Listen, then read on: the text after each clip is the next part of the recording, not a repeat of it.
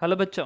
तो आज JEE challengers alternative current lectures number 2। तो इसमें अब जो भी क्वेश्चंस आएंगे सब बहुत ही तगड़े और अच्छे क्वेश्चंस आएंगे। ठीक है। तो देखिए, क्वेश्चन नंबर 1 मिक्स प्रॉब्लम की सीरीज है। क्वेश्चन नंबर 1 पे आते हैं। क्वेश्चन नंबर 1 देखो, एक अपने आप में टिपिकल और बहुत ही प्यारा क्वेश्चन है। ठीक है। ये कह रहा है, क्वेश्चंस को रीड करेंगे, वीडियो पॉज करना, क्वेश्चन को सॉल्व करना। इसका मैं लेवल बता दे रहा हूँ। ये लेवल 70% के लेवल पे है जेई एडवांस के पॉइंट ऑफ व्यू से। मतलब ये उन बच्चों के लिए है जिनकी रैंक जेई एडवांस के अंदर 100,000 एक्सपेक्टेड है, स्पेशली उनके लिए है। या यूं कहो तो हाँ, 100,000 इज ओके, या 500 के अंदर बोल सकते हो। करा circuit Son consist of the two resistance R1 and R2 of equal, बड़ा अच्छा वर्ड है, equal and fix values. variable resistance capital R variable resistance and capacitor of capacitance C and an alternating voltage source. If the variable resistance is made to vary a very wide range, मतलब एक लंबे value तक के बदलता है, how does the peak voltage between the terminal A and B change? कह रहा है इसके और इसके बीच का पीक वोल्टेज, इसके बीच का पीक वोल्टेज कैसे चेंज कर रहा है। ये चार ऑप्शन है, first decrease, then increase, then. देखो इसके लिए क्या करेंगे, सबसे पहले हम यूज करने जा रहे हैं द बेसिक मेथड, जो सबसे पहले बच्चों के दिमाग में आता है, हम उस मेथड का यूज करेंगे। देखना, ये एसी सोर्स है ना, पैरेलल सर्किट है। पैरेलल सर्किट है तो ए और बी के बीच का वोल्टेज निकालने के लिए मेरे लिए थोड़ी सी दिक्कत आ सकती है। मैंने क्या किया, इस वोल्टेज को मैं लिखा भी नॉट साइन ओमेगा टी, और मेथड 1 यूज कर रहा हूं। मेथड 1 यूज करने जा रहा हूं। तो मेथड 1 इज इक्वेशंस, मतलब इक्वेशन की सहायता से हम आंसर बताएंगे, और मेथड 2 में सिंपल ग्राफ बना के हम आंसर निकाल लेंगे। इक्वेशंस क्या कह रहे हैं, मैंने इसमें क्या किया, ये एसी सोर्स बनाया, ये एक रेजिस्टेंस से एक रेजिस्टेंस से, दोनों का रेजिस्टेंस सेम है तो आप इसको R1 मान लो, दोनों का रेजिस्टेंस सेम है तो। और यहाँ पे देखो R1 R2 इक्वल है, तो मैंने R1 मान लिया। C और R, इसको लिखा C एंड R। ये पॉइंट्स और इस पॉइंट के बीच का वोल्टेज की बात कर रहा है, तो A एंड B कर दो, इसको A इसको B कर दिया। ओके, इसके ऊपर लिख दिया V equals to V naught sine omega t, एक फंक्शन मान लिया। अच्छा देखो, अगर मैं इसका वोल्टेज 0 मान लूं, इसका वोल्टेज 0, तो इसके हर पॉइंट का वोल्टेज तो यही होगा, this is V, this is V। ये वोल्टेज तो हर पॉइंट का यही होगा, नो प्रॉब्लम, टाइम के साथ यही होगा। अब देखो, चूंकि इसके बीच का वोल्टेज V-0 मतलब V है, वो भी यही है, और ये प्योर रेजिस्टिव सर्किट है, प्योर रेजिस्टिव सर्किट है। दैट मीन्स इस वायर में जो करंट जाएगा, फ्लो करेगा, उस करंट का फेज और इस टर्मिनल के बीच का जो पोटेंशियल ड्रॉप है उसका फेज सेम होगा, क्योंकि ये प्योर रेजिस्टिव सीरीज सर्किट है। ये प्योर रेजिस्टिव सीरीज वायर है या सर्किट बोलो। तो इस प्योर रेजिस्टिव सीरीज में इसके बीच का जो वोल्टेज का फेज होगा और इसमें जो करंट जाएगा फेज में एकदम सेम जाएगा। तो कोई पूछे कि इसका करंट लेट्स इज I1, तो आप करंट I1 को क्या लिखेंगे, I1 को लिखेंगे इसके बीच का voltage drop V naught sine omega T and divide by total resistance R1 plus R1 that is 2R1। ये बन गया। आप कोई पूछे कि ये वाला वोल्टेज कितना होगा, तो करंट चूंकि ऐसे फ्लो कर रहा है, मैं दिखा रहा हूँ करंट को ऐसे दिखा रहा हूँ, ये 0 वोल्टेज पे है, तो पॉइंट ए का जो वोल्टेज होना चाहिए वो कुछ और नहीं, R1 मल्टीप्लाई कर दो इसमें, that means V not upon two sign omega T मैं लिख सकता हूँ, मतलब आधा, इसका हाफ वोल्टेज यहाँ पे ऑफ कोर्स होना ही चाहिए भाई। ये रेजिस्टेंस सेम है, इक्वल मैग्नीट्यूड के हैं, तो जो वोल्टेज ड्रॉप यहाँ पे वही वोल्टेज ड्रॉप यहाँ पे। दैट मीन्स अगर ये 0 है तो ये हाफ होगा इसका, समझ गया। ये पॉइंट ए का वोल्टेज है। अब बात करेंगे पॉइंट बी के वोल्टेज के लिए। अब देखो, ये आरसी सर्किट है, मैं अच्छे से जानता हूँ कि इस आरसी सर्किट में जो करंट होगा और जो वोल्टेज का फेज होगा वो सेम फेज में नहीं जाएंगे, सेम फेज में नहीं जाएंगे। तो हम इसके लिए फेजर्स बनाएंगे। इसके लिए मैंने फेजर बनाया, रेजिस्टेंस को आर दिखाया, कैपेसिटेंस एक्सी को मैंने नीचे दिखा दिया। अब इसका जो रिजल्टेंट आएगा, रिजल्टेंट ये नेट वोल्टेज की लाइन बनेगी, नेट वोल्टेज की लाइन। इसके बीच का जो वोल्टेज है वो इस फेज में जा रहा है, और ये है बेसिकली भी नॉट साइन ओमेगा टी वाली लाइन में जा रहा है और ये है करंट का फेज, ये है करंट की लाइन। अच्छा, ये सर्किट का एम्पिडेंस जेड मैं यहाँ से निकाल लूंगा। तो इस सर्किट में जो करंट फ्लो करेगा अगर वो करंट I2 है तो मैं I2 लिखूंगा इसके बीच का VRMS that is V0 divide by इस सर्किट का एम्पिडेंस R और XC है तो under root of R square plus XC का स्क्वायर बनेगा। ये करंट की पीक वैल्यू आ गई इसका। अब करंट का पीक वैल्यू है तो फंक्शन क्या बनेगा, साइन ये वाला ओमेगा टी, ये सब ऑलरेडी तुम जानते हो ओमेगा टी, और ये करंट का डायरेक्शन है और ये वोल्टेज क्या है, एंड वोल्टेज ये है और करंट है, मतलब ये अगर इस एंगल को मैंने फाई नॉट बोल दिया, फाई नॉट, तो करंट लीड कर रहा है कितना एंगल, फाई नॉट एंगल, तो इसमें हम फाई नॉट ऐड कर दिया। अब आ गया ये करंट का फेज, करंट का फंक्शन इसके अंदर, और यहाँ से मैं साइन फाई नॉट या जो भी निकालना होगा हम अलग से कैलकुलेट कर लेंगे, फेज कांस्टेंट कितना है या पावर फैक्टर कितना है। ओके, समझ गए होगे तुम। ये I2 की वैल्यू इतनी आ गई। अब मुझे इसके अक्रॉस जो वोल्टेज डिफरेंस है, B का voltage minus 0 voltage is nothing but VB, ये कुछ और नहीं आएगा। अच्छा, इसमें जो वोल्टेज का फेज आएगा और इसमें जो करंट का फेज होगा एकदम सेम, क्योंकि रजिस्टर में वोल्टेज का फेज और करंट का फेज सेम होता है। तो इसके अक्रॉस पीक वैल्यू इसमें R मल्टीप्लाई कर दे, ये वाला R मल्टीप्लाई कर दो इसमें, तो बनेगा V0 into R divide by root over R square plus XC का स्क्वायर, और ये term as it is sine omega t plus phi naught ऐसे ही आ जाएगा। ये बन गया पॉइंट बी का वोल्टेज और ये बन गया पॉइंट ए का वोल्टेज। अब आपको निकालना है क्या, इसके बीच का पोटेंशियल डिफरेंस। तो मुझे इसके बीच का पोटेंशियल डिफरेंस निकालना है, मतलब VB माइनस VA में मैं इंटरेस्टेड हूँ।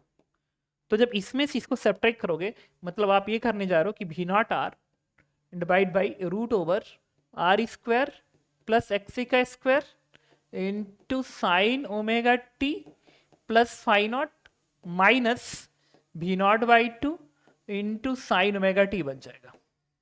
अच्छा, चूंकि इसमें ओमेगा टी का फंक्शन एकदम सेम है तो ये पूरा फंक्शन इसमें कन्वर्ट हो जाएगा V dash into sine omega t plus phi में कन्वर्ट हो जाएगा, फाई में, क्योंकि ओमेगा टी का फंक्शन दोनों में सेम है। V dash is nothing but VB और VA के बीच का पोटेंशियल ड्रॉप की पीक वैल्यू है, और वो पीक वैल्यू की ही बात किया है। देखो, how does the peak value between the terminal A and B depends, मतलब वो पीक वैल्यू की बात कर रहा है। अगर वो पीक वैल्यू की बात कर तो V डैश की बात कर रहा है, वो कुछ और नहीं आएगा। इसका और इसका हेल्प लेंगे, with the help of vector method हम लोग एम्पलीट्यूड निकाल लेंगे। तो इसका स्क्वायरिंग करेंगे तो V0 का स्क्वायर इंटू R का स्क्वायर डिवाइड बाई R का स्क्वायर प्लस XC का square, A square plus B square, V0 का square upon 4 minus 2AB cos theta, तो 2 ये है तो V0 upon R upon root R square plus XC का square, तो 2A into B V0 by 2 into cos of इसके बीच का फेज डिफरेंस, तो ये ओमेगा टी फाई नॉट और ये ओमेगा टी, तो फेज डिफरेंस फाई नॉट आ जाएगा। अब हम V डैश की बात करेंगे। जो V डैश आएगा, इस V0 स्क्वायर बाई 4 को आप बाहर कर लो इधर, इसको मैं लिख सकता हूँ V0 का स्क्वायर R का स्क्वायर डिवाइड बाई R का स्क्वायर प्लस XC का स्क्वायर, यहाँ से बनेगा माइनस ट्वाइस से ट्वाइस कटेगा तो ये बनेगा V0 का square into R divide by root over R square plus XC का square into cos phi naught. अच्छा, कॉस फाई नॉट क्या होगा, बेस अपॉन हाइपोटेनस, तो बेस तो R के बराबर है, बेस तो R के बराबर है, और हाइपोटेनस तो यही है ना, R स्क्वायर प्लस XC का square, R square plus XC का स्क्वायर।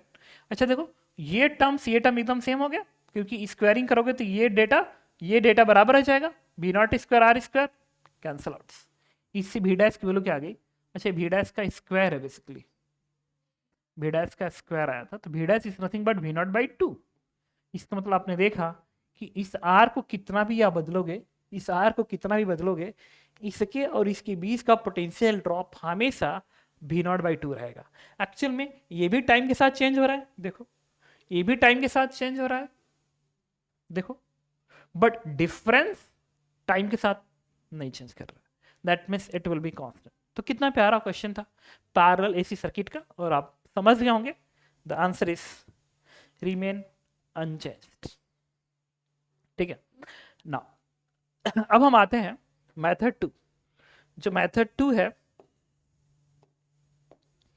वह सिंपल। अच्छा, ये इसीलिए हो रहा है, एक्चुअल में इसीलिए ऐसा हो रहा है कि ये R1 और ये R1 सेम है। अगर ये अलग अलग होते हैं ना, तब फिर वो इस R पे डिपेंड कर जाता। ये ध्यान रखना, ये सेम है तभी जाकर कैंसल आउट हुए, अदरवाइज कैंसल नहीं हुए होते। मेथड 2 में आते हैं। मेथड 2 में मैंने क्या किया, इस सर्किट को मैंने दोबारा बनाया। इस सर्किट को मैंने दोबारा बनाया, रेजिस्टेंस ऐसे दिखाया, इसको मैंने कैपेसिटेंस दिखाया, ये रेजिस्टेंस वेरिएबल R दिखाया।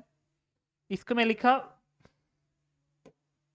इसको मैंने लिखा V naught sine omega T, V बराबर ये लिखा।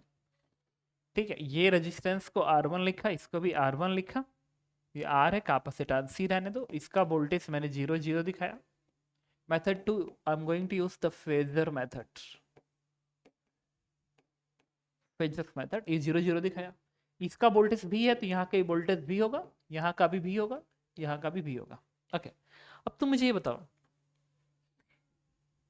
अगर मैं कहूं कि ये 0 है, ये 0 है, ये पॉइंट A था, ये पॉइंट B था, तो जो वोल्टेज इसके बीच का आएगा वही वोल्टेज इसके बीच का आएगा। इसका इन वोल्टेज, इसका वोल्टेज और प्लस इसका वोल्टेज का डिफरेंस, मतलब इसका वोल्टेज का फेज, इसका वोल्टेज का फेज, और इसके बीच का वोल्टेज का फेज एकदम सेम है क्योंकि प्योर रेजिस्टिव है। तो आप इसको लिख सकते हो वोल्टेज अक्रॉस R1, ये प्लस इसका भी वोल्टेज का फेज एग्जैक्टली वो रहेगा, दैट इज VR1।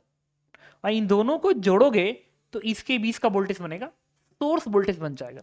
मतलब ये जो है सोर्स वोल्टेज है, 0 से लेके V तक, ये आपका सोर्स वोल्टेज है। मतलब इसके वोल्टेज को, डिफरेंस को, इसके डिफरेंस को वेक्टर ऐड करोगे तो सोर्स के बीच का वोल्टेज बन जाएगा। अब यहाँ पे बात कर रहे चाहते हैं, यहाँ पे ये कैपेसिटर का वोल्टेज है, ये रेजिस्टेंस का वोल्टेज। अच्छा, इस वोल्टेज को इस वोल्टेज में जोड़ोगे तभी भी ये सोर्स का ही वोल्टेज बनेगा। अगर आप फेजर से जोड़ोगे तो सोर्स का ही वोल्टेज बनेगा, मतलब उसको इस लाइन में आना है। अब हम बात करते हैं, अब हमें समझना पड़ेगा कि ये जो कैपेसिटर का वोल्टेज है, चाहे इस रेजिस्टेंस का जो वोल्टेज है, वो इस लाइन में तो बनेगा नहीं। अरे यू श्योर ना? क्योंकि इसमें जो करंट फ्लो कर रहा है उस करंट का फेज, इसके बीच का वोल्टेज का फेज सेम नहीं बनेगा, वो फेजर डिसाइड करेगा। तो फेजर डिसाइड करेंगे इसका फेजर हम ऐसे बनाएंगे, आर को ऐसे दिखाओगे, एक्सी को आप नीचे को दिखाओगे, तो जो रिजल्टेंट आप दिखाओगे वो आप ऐसे दिखाओगे, और ये है आपका वोल्टेज लाइन। मतलब इसके बीच का वोल्टेज का फेज इस लाइन में जाएगा। इस एंगल को अपने मन से फाइव नॉट मान लिया जाएगा। तो ये जो वोल्टेज की लाइन है वो इसमें चलेगी, ऐसे हॉरिजॉन्टल फेजर में हॉरिजॉन्टल प्लॉट होगा। अच्छा, मुझे बताओ, अगर ये रजिस्टर का वोल्टेज है तो रजिस्टर में जो वोल्टेज होगा एक करंट की लाइन है, तो इसका मतलब करंट लीड कर रहा है। एंटी क्लॉकवाइज देखो, करंट लीड कर रहा है, मतलब इसमें करंट लीड कर रहा है। अगर करंट लीड कर रहा है दैट मीन्स रजिस्टर के अक्रॉस वोल्टेज लीड करेगा। अरे गेटिंग माय पॉइंट ना? रजिस्टर में वोल्टेज और रजिस्टर में करंट सेम फेज में होता है। और इस डायग्राम फेजर से समझ में आ रहा है कि नेट वोल्टेज इधर है और करंट का फेज है, तो करंट का फेज अगर ये है तो इस रजिस्टर में वोल्टेज का फेज भी यही होगा।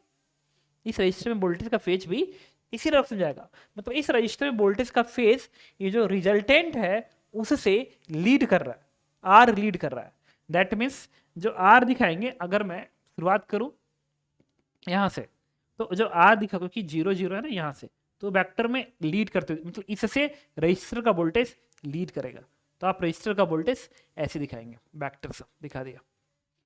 दूसरा, अच्छा, इस रजिस्टर का वोल्टेज और इस कैपेसिटर का वोल्टेज में 90 डिग्री का फेज डिफरेंस है, 90 डिग्री का फेज डिफरेंस है। दैट मीन्स इस वेक्टर में अगर मैं कैपेसिटर का वोल्टेज ऐड करूंगा, मतलब इसके वोल्टेज में 90 का एडिशन होगा, तो अगर ये रजिस्टर का वोल्टेज है तो कैपेसिटर का वोल्टेज जब इसमें ऐड करोगे ना, तो ये हर हालत में 90 डिग्री होनी चाहिए, हर हालत में 90 डिग्री होनी चाहिए।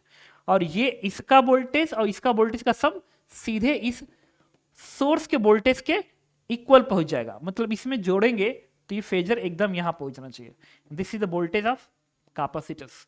कैपेसिटर का वोल्टेज को जब ऐड करोगे इस वाले में तो यहां पहुंच जाना चाहिए।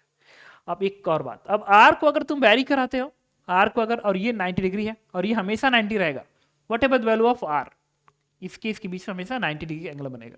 What ever the value of R and x angle is always 90 degree. इसका मतलब ये हो गया कि अगर मैं इस लेंथ को चेंज करूं, करस्पॉन्डिंग ये लेंथ चेंज होगा, बट ये हमेशा 90 होगा और रिजल्टेंट हमेशा यहीं पे जाएगा, क्योंकि आर कुछ भी कर लो, इसका वोल्टेज प्लस इसका वोल्टेज का सम हमेशा तो यही बनेगा। दैट मीन्स इसको आप कहीं भी लेके जाओ, इसको आप ऐसे भी लेके जाते हो, ऐसे भी, तभी भी, मतलब इसको अगर ऐसे लेके जाते हो ऐसे, तभी भी इसमें जोड़ने के बाद ये 90 बनना चाहिए। इसको अगर तुम ऐसे लेके जाते हो तो इसमें जोड़ने के बाद ये 90 बनना चाहिए, ये 90 बनना चाहिए। इसका मतलब पता है क्या है कि इस पॉइंट का लोकस, इस पॉइंट का जो लोकस है, मतलब ये पॉइंट बी था ना, इस पॉइंट का लोकस कुछ और नहीं, सर्कल होना चाहिए, क्योंकि ये डिस्टेंस फिक्स है, ठीक है, और ये हमेशा 90 बन रहा है, हमेशा 90 बन रहा है। तो इस पॉइंट का लोकस एक सर्कल है, तो वो सर्कल ऐसे बनेगा, इस तरीके से, मतलब आप ऐसा सर्कल बनाएंगे और कहेंगे कि ये एक डायमीटर है, ये एक डायमीटर है, ये है इस तरीके से, ठीक है। तो ये पॉइंट आपका ओ है, ओ यहाँ का वोल्टेज, ये जो पॉइंट है, ये जो पॉइंट है वो यही ये वाला पॉइंट है, देखो वी आर वन ये है, ये पॉइंट आपका ए है, और ये पॉइंट आपका अगेन क्या है, बी है, और बी पॉइंट जो है, ये बी पॉइंट इसी सर्कल पे लाई कर रहा है, इसी सर्कल पे लाई कर रहा है बी पॉइंट। तो मुझे बताओ, लाई कर रहा है, अब मुझे निकालना है वोल्टेज बिटवीन बी और ए, बी और ए के बीच का पोटेंशियल ड्रॉप निकालना है। अच्छा, बी और ए के बीच का पोटेंशियल ड्रॉप यही तो लेंथ है, ओ और ए के बीच का पोटेंशियल डिफरेंस ये लेंथ है, ए और बी के बीच में ये लेंथ है, ओ और बी के बीच में पोटेंशियल ड्रॉप का लेंथ ये है, ओ और बी के बीच का पोटेंशियल डिफरेंस का लेंथ ये है। तो बी और ए के बीच का पोटेंशियल ड्रॉप का लेंथ ये है ना, और ये कायदे से देख लो इस सर्कल का रेडियस है, रेडियस है, क्योंकि ये लेंथ बराबर थे, ये लेंथ बराबर है, तो पॉइंट ए सेंटर पे जा रहा है, ये सर्कल का सेंटर बन रहा है, सेंटर, और ये सरकमफ्रेंस पे है, तो बी और ए के बीच की दूरी कभी चेंज नहीं होगी। दैट मीन्स और कुछ और नहीं, इसके बीच का टोटल पोटेंशियल ड्रॉप कितना था, भी नॉट था, इसके बीच का पीक वैल्यू भी नॉट था, तो इसके बीच की जो पीक वैल्यू आएगी वो कुछ और नहीं आएगी, इसी का हाफ आएगी। दैट मीन्स ए और बी के बीच का जो पोटेंशियल ड्रॉप होना चाहिए, that is nothing but V0/2 होना चाहिए, जो कि हमेशा कांस्टेंट रहेगा। तो आपने देखा कि फेजर की सहायता से मैंने क्वेश्चन को किस तरीके से डील किया। Now the next question is question number 2। ये हमारा क्वेश्चन 1 था, अब हम बात कर रहे हैं क्वेश्चन नंबर 2 की। कह रहा है कि a circuit Son consist of 2 identical coil each. अच्छा, ये एल ए सी, ये एल एन सी। आप क्वेश्चन पढ़ लो, मुझे ऑलरेडी क्वेश्चन पता है। वीडियो को पॉज करना है, क्वेश्चन को सॉल्व करना है। कह रहा find the expression for the angular frequency of the source with the peak voltage between the terminal A and B becomes eta times of the peak voltage of the source। कह रहा है कि इसकी angular frequency कितनी हो ताकि इसके और इसके बीच का पोटेंशियल डिफरेंस सोर्स के पीक वोल्टेज का ईटा टाइम्स हो, ईटा टाइम्स हो पीक वोल्टेज ऑफ सोर्स। मतलब इसके बीच का पीक वोल्टेज इसके पीक वोल्टेज से ईटा ग्रेटर देन 1 है, इसके पीक वोल्टेज से ज्यादा हो। देख लो इसी सोर्स में क्या क्या चीजें होती हैं, मतलब इसका वोल्टेज V0 है मैक्सिमम, बट इसका बीच का वोल्टेज V0 से ज्यादा भी जा सकता है। ऐसी एंगुलर फ्रीक्वेंसी आ सकती है और आती भी है। चलो पता करते हैं। इसके वोल्टेज को मैंने लिख लिया V=V0 sin ωt। इसके वोल्टेज को मैंने 0 बोला, 0 बोला। इसके वोल्टेज को तुम क्या बोलोगे, भी बोलोगे, भी बोलोगे।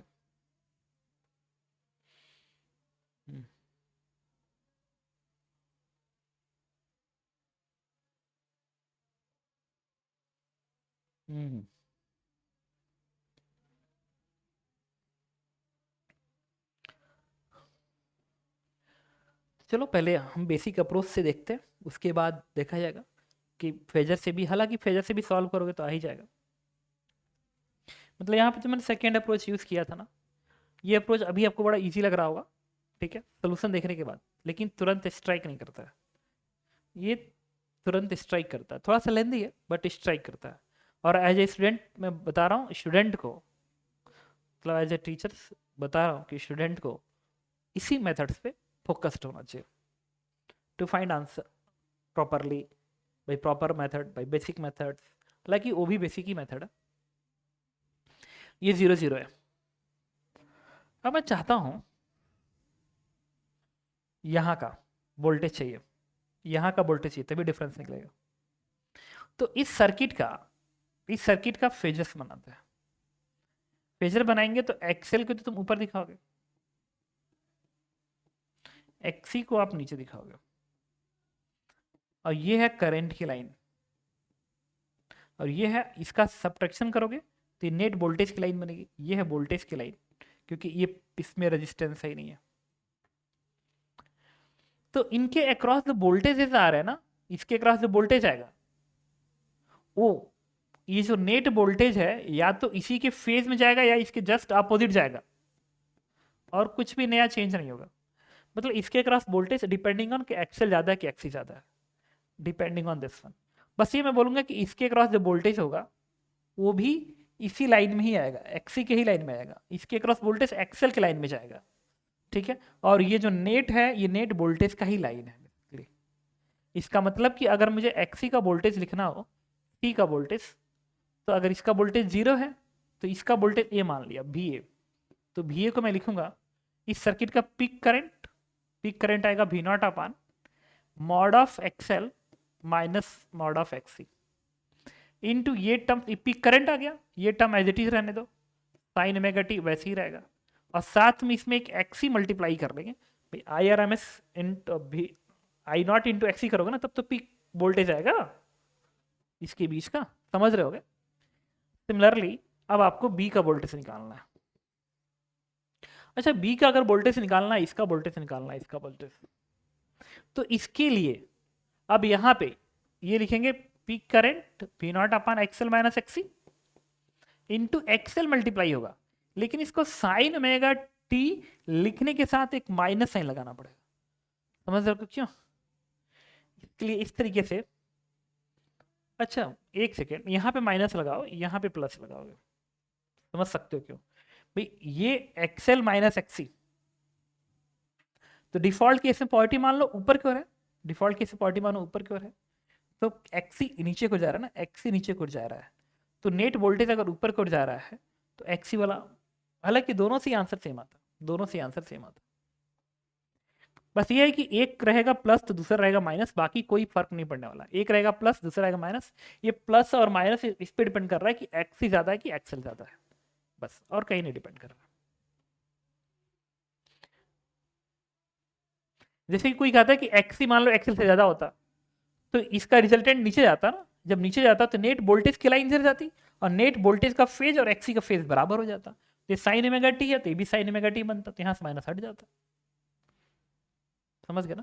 और अगर एक्सेल एक्सी ज्यादा होता तो नेट वोल्टेज लाइन ऊपर जाती, तो नेट वोल्टेज का फेज और एक्सेल का फेज और एल का वोल्टेज का फेज सेम जाता।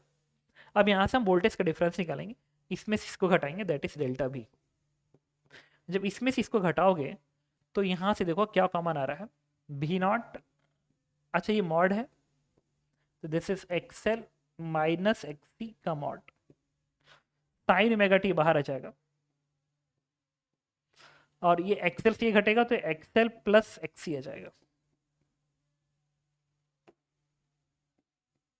ये बन जाएगा। तो इस वोल्टेज की जो पीक वैल्यू है वो होगी V naught XL plus XC upon XL minus XC का मॉड। ये जो होना चाहिए वो ईटा टाइम्स होना चाहिए सोर्स के पीक वोल्टेज का। अब ये है, इससे वी नॉट से वी नॉट घट जाएगा। अब इस इक्वेशन को इधर भेज दो, और ये वैसे भी मॉड है ना, वैसे मॉड है तो जब ओपन होगा तो प्लस माइनस साथ ओपन होगा, तो यहां से बन जाएगा XL plus XC eta of let XL is greater than XC, तो हम इसको लिखेंगे XL plus XC, sorry XL minus XC लिखोगे इस तरीके से।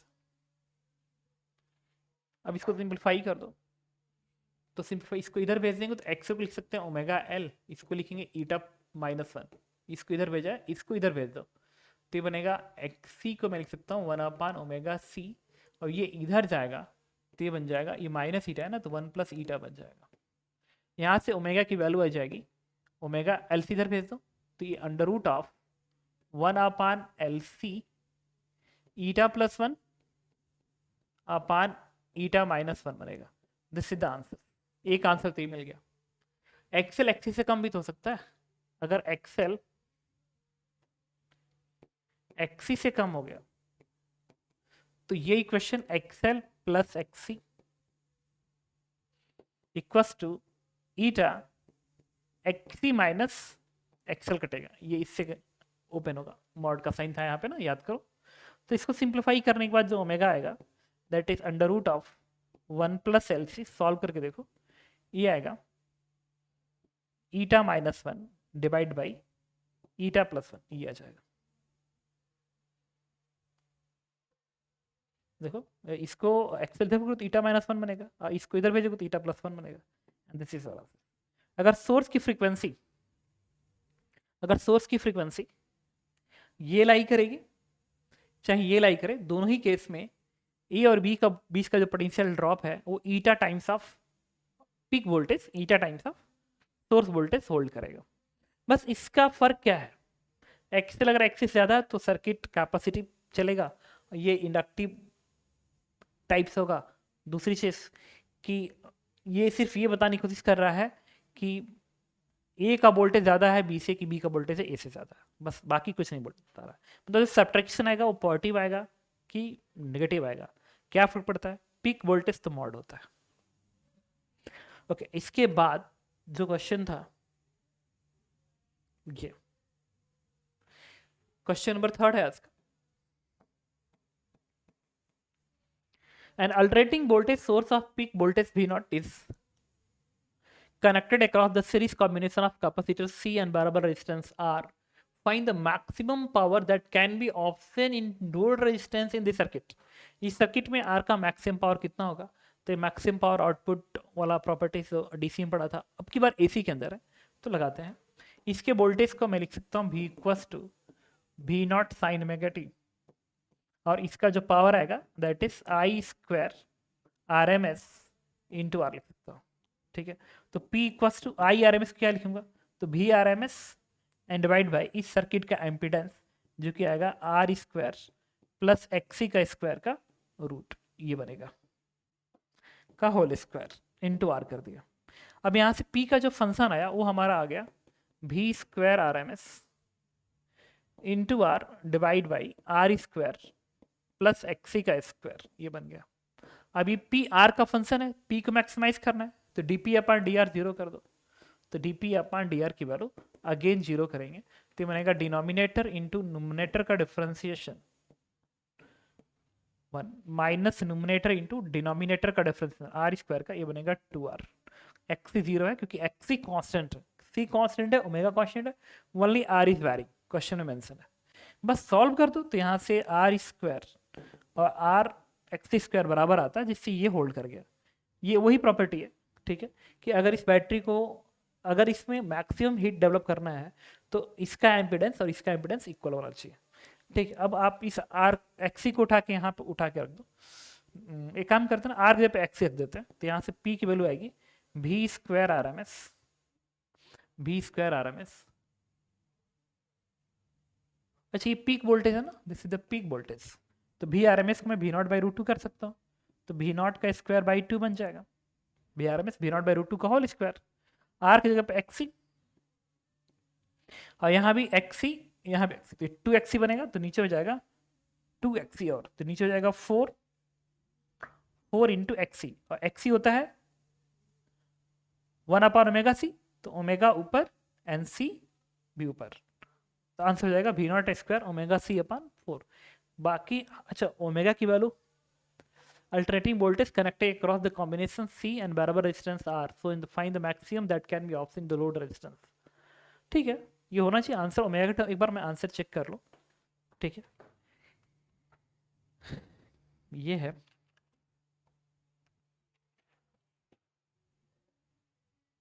ओमेगा नॉट के स्क्वायर सी ओमेगा अपन 4। ठीक है, ओके, तो दिस इज योर आंसर्स। तो आपने देखा कि मैंने कैसे अटेम्प्ट किया, और एक इजी क्वेश्चन था, मतलब इसको तुम 50% के लेवल पे ले सकते हो। 50% भी इसीलिए दे रहा हूँ क्योंकि एसी सर्किट के अंदर इन जनरल कुछ बच्चे नहीं पढ़े होते हैं। Question number 4। अच्छा, ये क्वेश्चन नंबर 4 हमने अभी अभी अटेम्प्ट किया ही था इसको। ठीक है,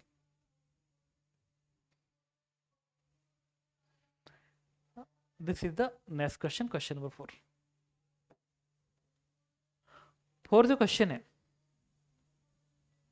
ये आपका 70% के लेवल पे है।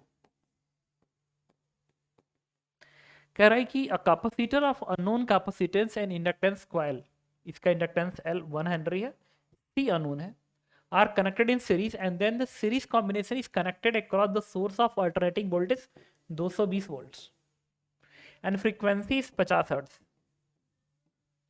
Now an ideal voltmeter is connected across the capacitor. What value of capacitance voltmeter will read 220? इसी की किस वैल्यू के लिए इसकी रीडिंग कितनी होगी? 220 वोल्ट होगी। What value of capacitance can never be used in this circuit? इस सर्किट में कौन सा कैपेसिटेंस तुम यूज नहीं कर सकते हो? Use pi square step. ठीक है, कह रहा है कि 220 वोल्ट है, 50 हर्ट्ज है, कह रहा है इसी की वैल्यू कितनी हो ताकि इसकी रीडिंग कितनी हो? 220 वोल्ट। तो ये आइडियल वोल्टमीटर है, तो एक काम करते हैं ना, हम पता कर लेते हैं कि इस सर्किट का करंट, जो सर्किट का जो करंट आएगा वो आएगा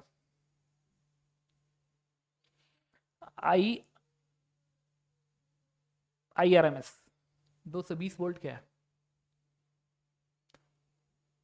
ठीक है, ये आरएमएस वैल्यू है 220, तो इसको लिखोगे IRMS is equal to VRMS 220 divide by XL minus XC का मॉड। तो एक्सएल क्या है? ओमेगा एल है, एक्सएल माइनस एक्सी का मॉड, तो एक्सएल माइनस एक्सी का मॉड है, इनटू क्या कर दे? एक्सी कर दे। तो क्या ये वोल्टेज आ जाना चाहिए भाई? 220 वोल्ट अपान इन दोनों का एम्पीडेंस, करंट आ जाएगा इस सर्किट का, उसमें ये मल्टीप्लाई कर दो, इसके क्रॉस वोल्टेज आ जाएगा, और ये जो वोल्टेज होना चाहिए वो 220 वोल्ट होना चाहिए। ये इसको कैंसिल कर दो।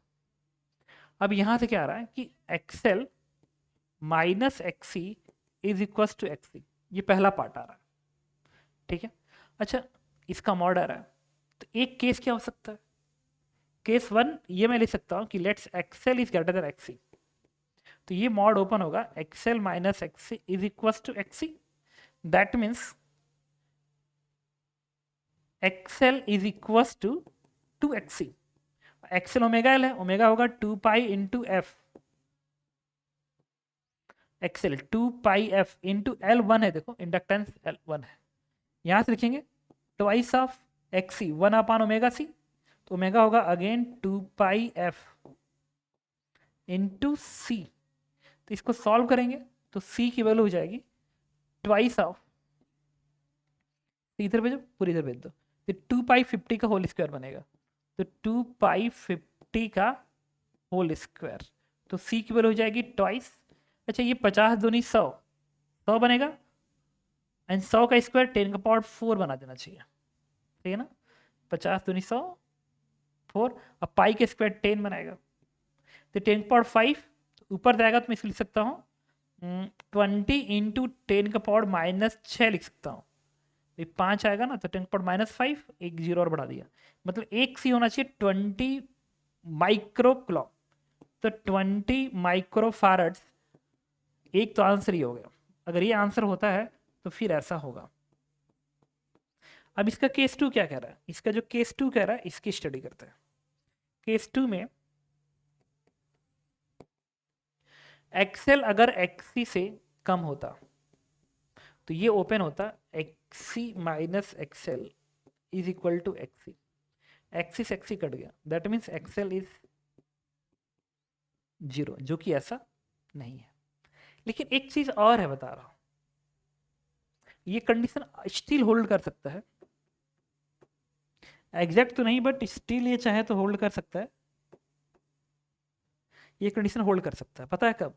अगर ये एक्सी इन्फाइनाइट अप्रोच कर जाए, सुनना, अगर एक्सी इन्फिनिटी की तरफ अप्रोच करता है, इन्फिनिटी की तरफ अप्रोच करता है, एक्सी इन्फिनिटी की तरफ अप्रोच करता है, तो तुम कह सकते हो कि ये होल्ड कर जाएगा, क्योंकि यहाँ से अगर मैं एक्सी को कॉमन निकाल लूँ तो ये 220 आ जाएगा लिमिटिंग वैल्यू। एक्सी को कॉमन निकालने के बाद देखो 220 डिवाइडेड बाई एक्सी को कॉमन निकालो तो एक्सएल अपान एक्सी, और इस केस में एक्सी ज़्यादा है ना, तो मॉड ओपन होगा तो माइनस बनेगा, ये +1 बन जाएगा ऐसा। यहाँ से एक्सी कॉमन निकाल लिया और एक्सी को एक्सेल से ज़्यादा दिखाया इस केस में। अब यहाँ देखो अगर एक्सी इन्फिनिटी अप्रोच किया, अगर ये एक्सी इन्फिनिटी अप्रोच करेगा तो वैल्यू 0 हो जाएगी, तो पूरी वैल्यू 220 की तरफ अप्रोच कर जाएगी। मतलब एक पॉसिबिलिटी 220 पाने का और है जब ये एक्सी इन्फिनिटी अप्रोच करे। एक्सी होता है 1/ओमेगा इंटू सी, ये तभी पॉसिबल है जब सी किधर अप्रोच करे, एकदम 0 अप्रोच करे। अगर कैपेसिटेंस 0 हो जाएगा तो ये इन्फिनिटी अप्रोच करेगा, तो कैपेसिटेंस 0 हो जाता है तो भी इसके अक्रॉस वोल्टेज 220 आने की संभावना है। इसका मतलब एक तो आंसर ये है एंड दूसरा आंसर इसका ये आंसर है इसके। इसके बाद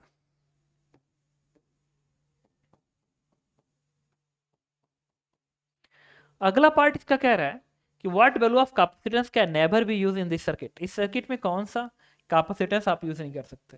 अरे कुछ भी करो, इस सर्किट का एम्पिडेंस तुम 0 नहीं कर सकते, अदरवाइज करंट इनफाइनाइट हो जाएगा, अदरवाइज करंट इनफाइनाइट हो जाएगा ना। ये करंट कितना, यही करंट है, एक्सेल और एक्सी के बराबर हो गया। अगर एक्सेल एक्सी के बराबर हो गया तो करंट इनफाइनाइट जाएगा, तो इनफाइनाइट आप इसमें यूज नहीं कर सकते हो। दैट मीन्स जो तुम नहीं कर सकते हो दैट इज एक्सेल को किसी भी हालत में एक्सी के बराबर यूज इस सर्किट में नहीं कर सकते, अदरवाइज एम्पिडेंस 0 हो जाएगा, करंट इनफाइनाइट हो जाएगा, जो कि सर्किट में पॉसिबल नहीं होगा। एक्स मतलब प्रैक्टिकली पॉसिबल नहीं होगा। तो एक्सेल है ओमेगा एल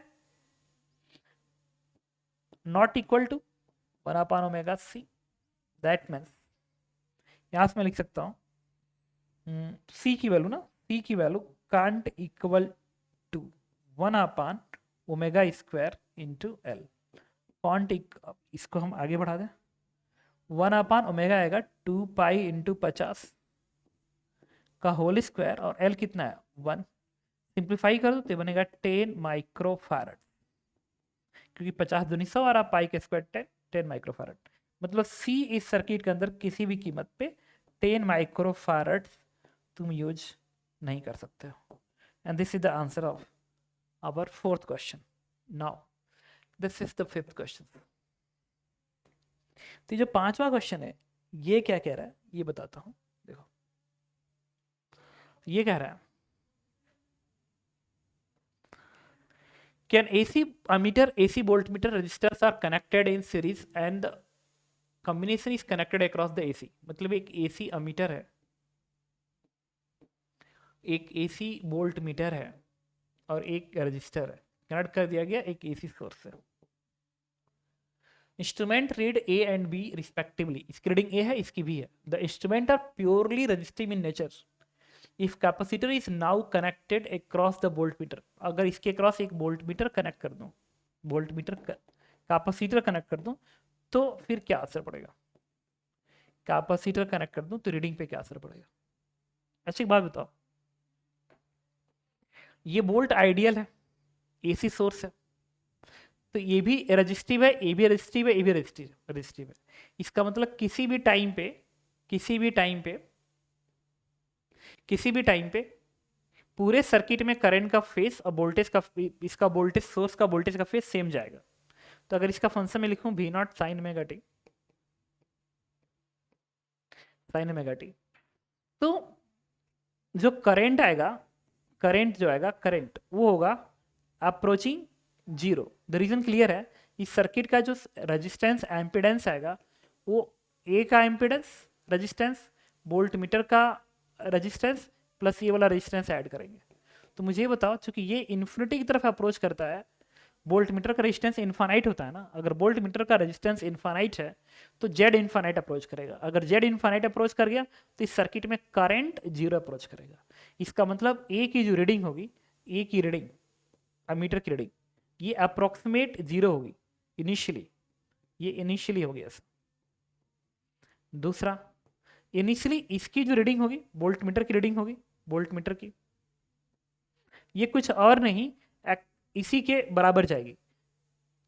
समझ सकते हो, करंट ही नहीं फ्लो कर रहा है तो इसकी रीडिंग जीरो, इसके अक्रॉस भी वोल्टेज अप्रोक्सीमेट जीरो, इसके अक्रॉस भी वोल्टेज अप्रोक्सीमेट जीरो, क्योंकि करंट जीरो अप्रोच कर रहा है। तो इसके अक्रॉस वोल्टेज तो एग्जैक्टली यही हो जाएगा, दैट इज भी।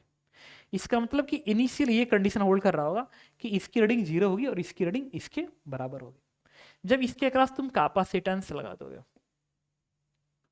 कैपेसिटेंस लगा दोगे, तो अब हमें बात करना होगा कि इस पूरे सर्किट का एम्पिडेंस, इस पूरे सर्किट का एम्पिडेंस अब इनफाइनाइट तो एटलीस्ट नहीं रहेगा, क्योंकि कैपेसिटेंस लगने के बाद ये दोनों पैरेलल आ गए। अगर ये दोनों पैरेलल आ गए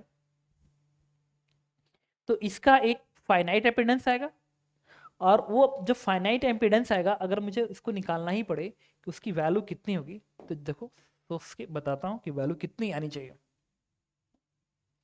और वो किस एंगल पे चलना चाहिए। ठीक है, ओके अब हमें क्या करना है, मुझे इस सर्किट का एम्पिडेंस निकालना पड़ेगा, इस कंडीशन पे एम्पिडेंस कितना है इस पूरे सर्किट का। तो देखो एक काम करते हैं, ये दोनों पैरेलल हैं, कॉम्प्लेक्स नंबर का हेल्प ले लो, ये दोनों पैरेलल हैं, तो इसका जो एम्पिडेंस आएगा वो Z1 है, Z1 आएगा। इसका रजिस्टिव है तो R कैपिटल R, इसको ना R0 मान लो। ये काम करते हैं, इसको R0 मानेंगे, RH मान लो, it is a very high resistance. तो ये दोनों पैरेलल हैं, तब क्या लिखेंगे, RH into XC minus iota XC, ये आप लिखेंगे, and divided by RH minus iota XC। समझ गए होगे मैंने क्या लिखा है, R1 R2 अपान R1 प्लस R2 लगाया है।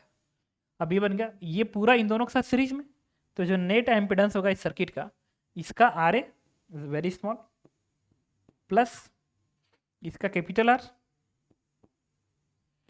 सीरीज में प्लस ये Z, अच्छा सीरीज में आ गया ना, इसके साथ ये दोनों सीरीज में आ गए, तो आप ऐसे लिखेंगे RA प्लस और ये वाला लिखेंगे यहाँ पे RH आयोटा XC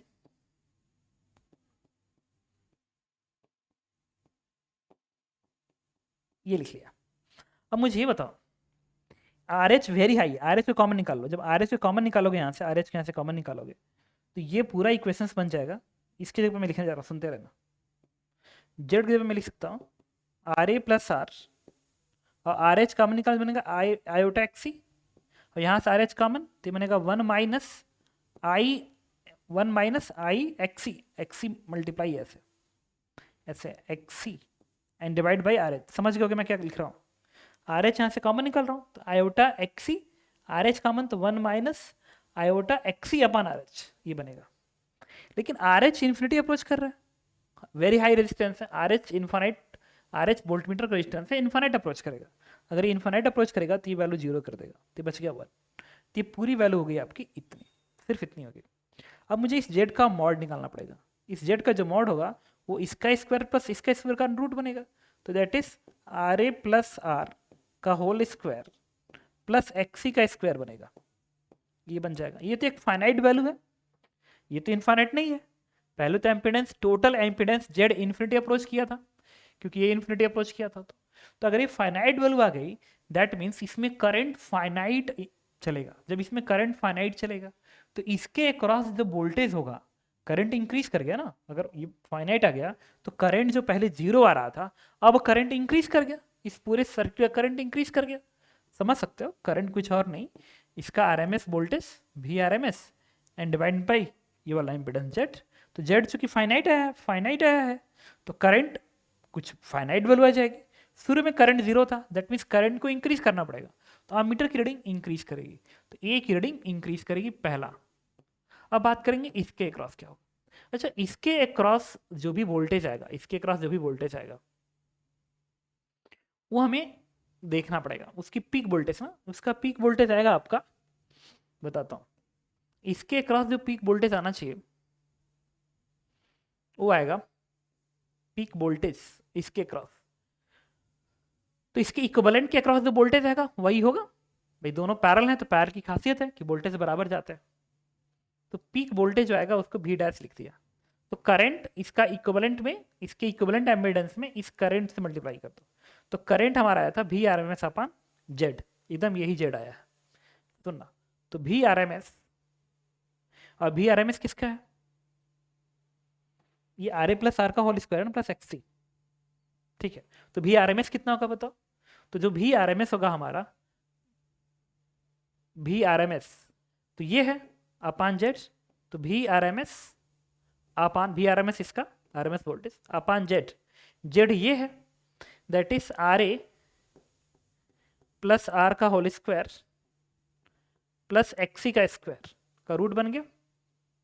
इसी में मुझे मल्टीप्लाई करना पड़ेगा इसके एम्पिडेंस से। अच्छा, इसका एम्पिडेंस पता है कितना है? दैट इज एक्सी है। देखो कैसे, ये यही एम्पिडेंस है। हमने लिमिट निकाला था ना, यहाँ से आर एच को बाहर निकाला था, तो ये वैल्यू एक्सी तो आई थी।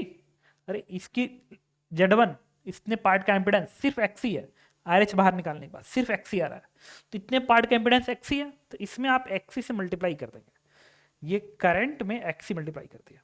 अब तुम देखो ये जो वैल्यू है ना, ये वैल्यू ये भी आरएमएस से कम है, ये वैल्यू भी आरएमएस से कम है, और ये भी आरएमएस और ये एकदम बराबर था। शुरू में इसका वोल्टेज इसके भी आरएमएस के बराबर था, लेकिन इसको लगाने के बाद इसके अक्रॉस जो वोल्टेज आ रहा है वो भी आरएमएस से कम आ रहा है, क्योंकि नीचे डिनोमिनेटर ज़्यादा है न्यूमिनेटर से। दैट मीन्स इसकी रीडिंग ड्रॉप कर जाएगी, मतलब भी की रीडिंग जो होगी वो ड्रॉप कर जाएगी। तो ए की reading will increases, A will increase, भी विल डिक्रीज। यस, इसका फोर्थ पार्ट सही है। ओके, नाउ इसके बाद जो अगले क्वेश्चन है उसको देखो।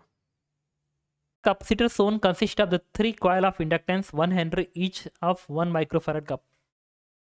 ये इंडक्टेंस सबका ना 1 है, इसका भी 1 है, इस इंडक्टर का भी इंडक्टेंस 1 है, इस इंडक्टर का भी इंडक्टेंस 1 है, और कैपेसिटेंस C जो है वो 1 माइक्रोफैरड है, ठीक है। अच्छा, कभी कभी तुझसे पूछता है ना कि बताओ इस सर्किट का एंगुलर फ्रीक्वेंसी कितनी है, एंगुलर फ्रीक्वेंसी कितनी है। पहले तो क्वेश्चन देख लो, कह रहा है कि t बराबर 0 पे capacitor has at instant, एक स्टैंड पे, उस स्टैंड को मैंने t बराबर 0 मान लिया, when charge on the capacitor is 0 and current is 1, 2 and 4 ampere flowing through the coil in the same direction. Find the maximum charge on the capacitor, find the maximum current through the each of the coil. Her coil का maximum current कितना होगा और capacitor का maximum charge कितना होगा। LC oscillation का एक प्यारा सा क्वेश्चन है। अब बताता हूँ एक बात अलग से तुम्हें, अगर तुम्हें कोई कहे ना कि इस पूरे सर्किट का एंगुलर फ्रीक्वेंसी बताइए या फ्रीक्वेंसी बताइए, एक्चुअल में किसी भी सर्किट का, मैं बता रहा हूँ किसी भी आरएलसी सर्किट का एंगुलर फ्रीक्वेंसी इस चीज पे डिपेंड नहीं करता कि किस कैपेसिटर पे कितना चार्ज है और किस इंडक्टर पे कितना चार्ज है, इस पे डिपेंड नहीं करता। तो अगर हर मान लो t बराबर 0 पे कहीं कोई चार्ज नहीं, कहीं कोई करंट नहीं, एकदम सब गायब है, सब गायब, फिर निकाल लो L इक्विवेलेंट और C इक्विवेलेंट और ओमेगा नॉट निकाल लो, आपका आंसर आ गया। तो बड़ा इंपॉर्टेंट वर्ड बोल रहा हूँ, कई बार बच्चे इस पे कंफ्यूज जाते हैं कि देखो सर इसमें इनिशियल करंट है तो क्या पता कहीं एंगुलर फ्रीक्वेंसी बदल जाए ना, एकदम नहीं। एंगुलर फ्रीक्वेंसी करंट की प्रॉपर्टीज नहीं है, एंगुलर फ्रीक्वेंसी चार्ज की प्रॉपर्टी नहीं है, वो L और C की प्रॉपर्टी है। क्योंकि आपको पता है एंगुलर फ्रीक्वेंसी में ना सिर्फ ये होता है 1/√L equivalent into C equivalent होता है, इसमें कहीं कोई चार्ज नहीं होता है, कहीं कोई चार्ज नहीं होता है, कहीं कोई करंट नहीं होता है। Omega is only function of L and C, किसी और चीज का नहीं है। तो इस सर्किट में पहले करंट हो या ना हो क्या फर्क पड़ता है, चार्ज हो या ना हो क्या फर्क पड़ता है। मान लो सब कुछ 0 है, अब find out omega, find out omega. देखो ओमेगा निकाल लेता हूँ, हालांकि पूछा नहीं है फिर भी मैं पढ़ा रहा हूँ तो समझा रहा हूँ। अच्छा, ये तीनों सीरीज में पैरेलल, अगर ये तीनों पैरेलल हैं और सबका 1 1 1 है तो L इक्विवेलेंट कितना आएगा, दैट इज 1/3, और C इक्विवेलेंट कितना आएगा, C तो एक ही है दैट इज 1। तो कोई पूछे ओमेगा कितना आएगा, ओमेगा आएगा आपका 1/3:1, तो √1/3 तो ऊपर आएगा, ओमेगा इज नथिंग बट √3। तो कोई पूछे कि इस सर्किट का एंगुलर फ्रीक्वेंसी कितना जिससे वाइब्रेट कर रहा है, ऑसिलेट कर रहा है, आंसर इज √3। चलो अब आते हैं क्वेश्चन पे, find the maximum charge on the capacitors, find the maximum charge on the capacitors. इस कैपेसिटर का मैक्सिमम चार्ज क्या है। अच्छा, एक बात बताता हूं, अब बच्चों के अंदर सबसे पहले क्या आता है, और ये क्लास में बताया जाता है और आपको भी बताया गया होगा कि जब भी इस तरह की चीजें आए ना कि मैक्सिमम चार्ज निकालो, तो जो बेसिक मेथड है जहाँ से हम शुरुआत करते हैं वो अलग बात है कि अगर उससे नहीं हो पाया तो फिर और सोचेंगे, डिफिकल्ट अप्रोच सोचेंगे। तो पहले ईजियर अप्रोच से शुरू करेंगे, अगर उससे हो गया तो हो गया, नहीं तो हम डिफिकल्ट अप्रोच पे जाएंगे, देखा जाएगा क्या कर सकते हैं। तो Q को अगर मैक्सिमाइज करना है that means dq by dt zero होना चाहिए, मैथमेटिकल फंक्शन कह रहा है, that means I should be zero. तो जिस वक्त इस सर्किट पे करंट, ऐसे करंट मान लो ये चार्ज क्यू है तो ये करंट I है, जिस वक्त ये चार्ज मैक्स होगा D I by D T zero होगा। ओके गॉट इट, ठीक है। और ये करंट मैंने I1 बोल दिया, इस करंट को मैंने I2 बोल दिया, और इस करंट को मैंने I3 बोल दिया।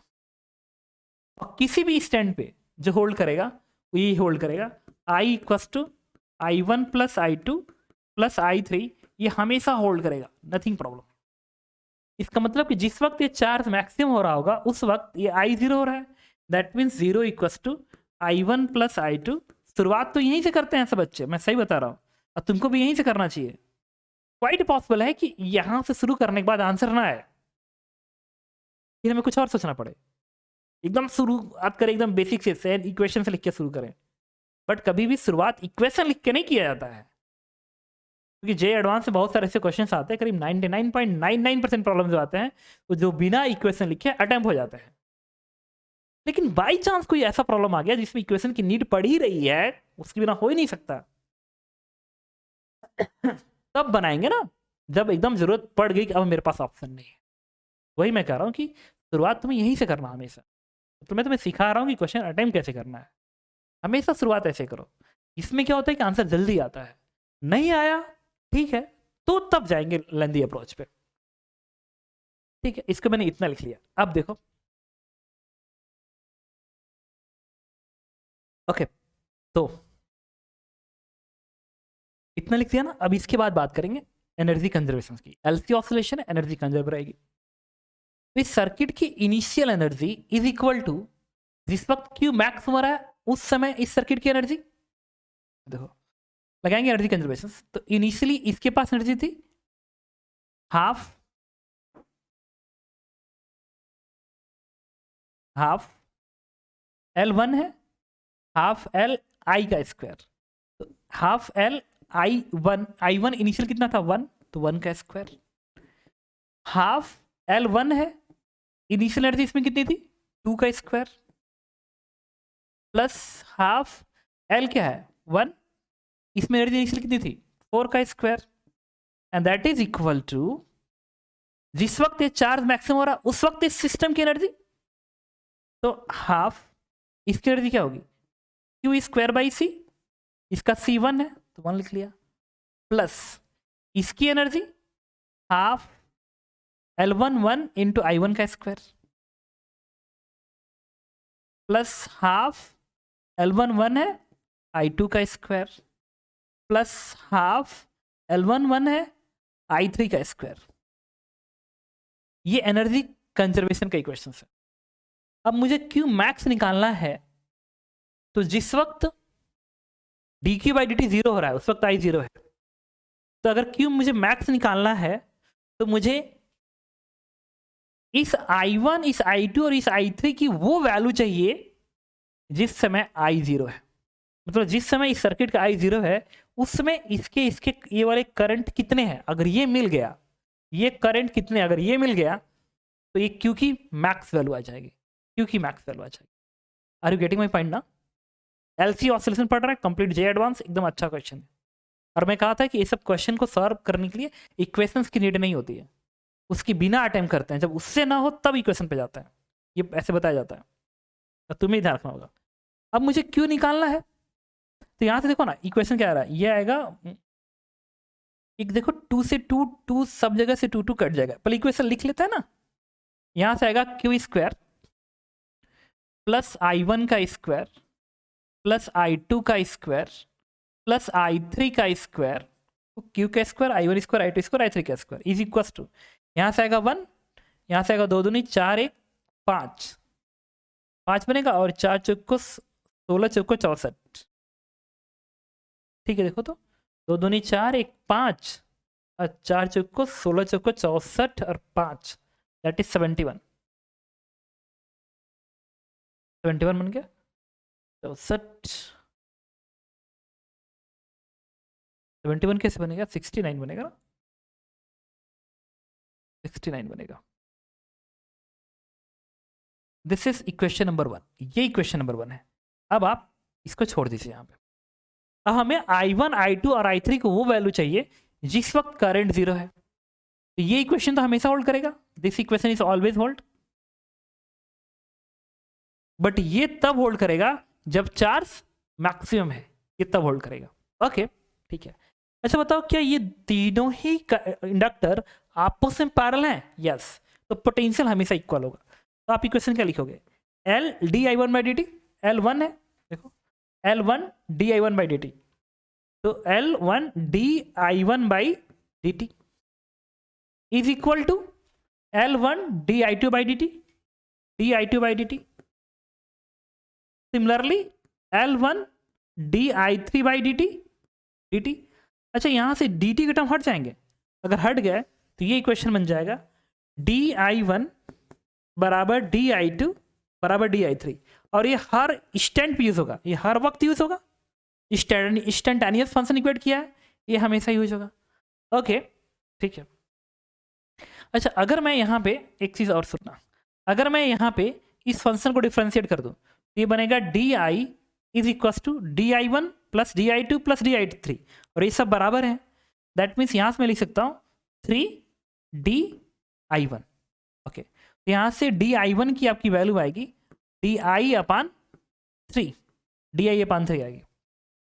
ठीक है। ओके, अब मैं थोड़ा इसी का हेल्प लेने जा रहा हूँ। मुझे I1 चाहिए, ये हमेशा होल्ड करना है, इसको हमेशा होल्ड करना है। डिफरेंशियल इक्वेशन है ना ये, क्योंकि इससे ये आया है।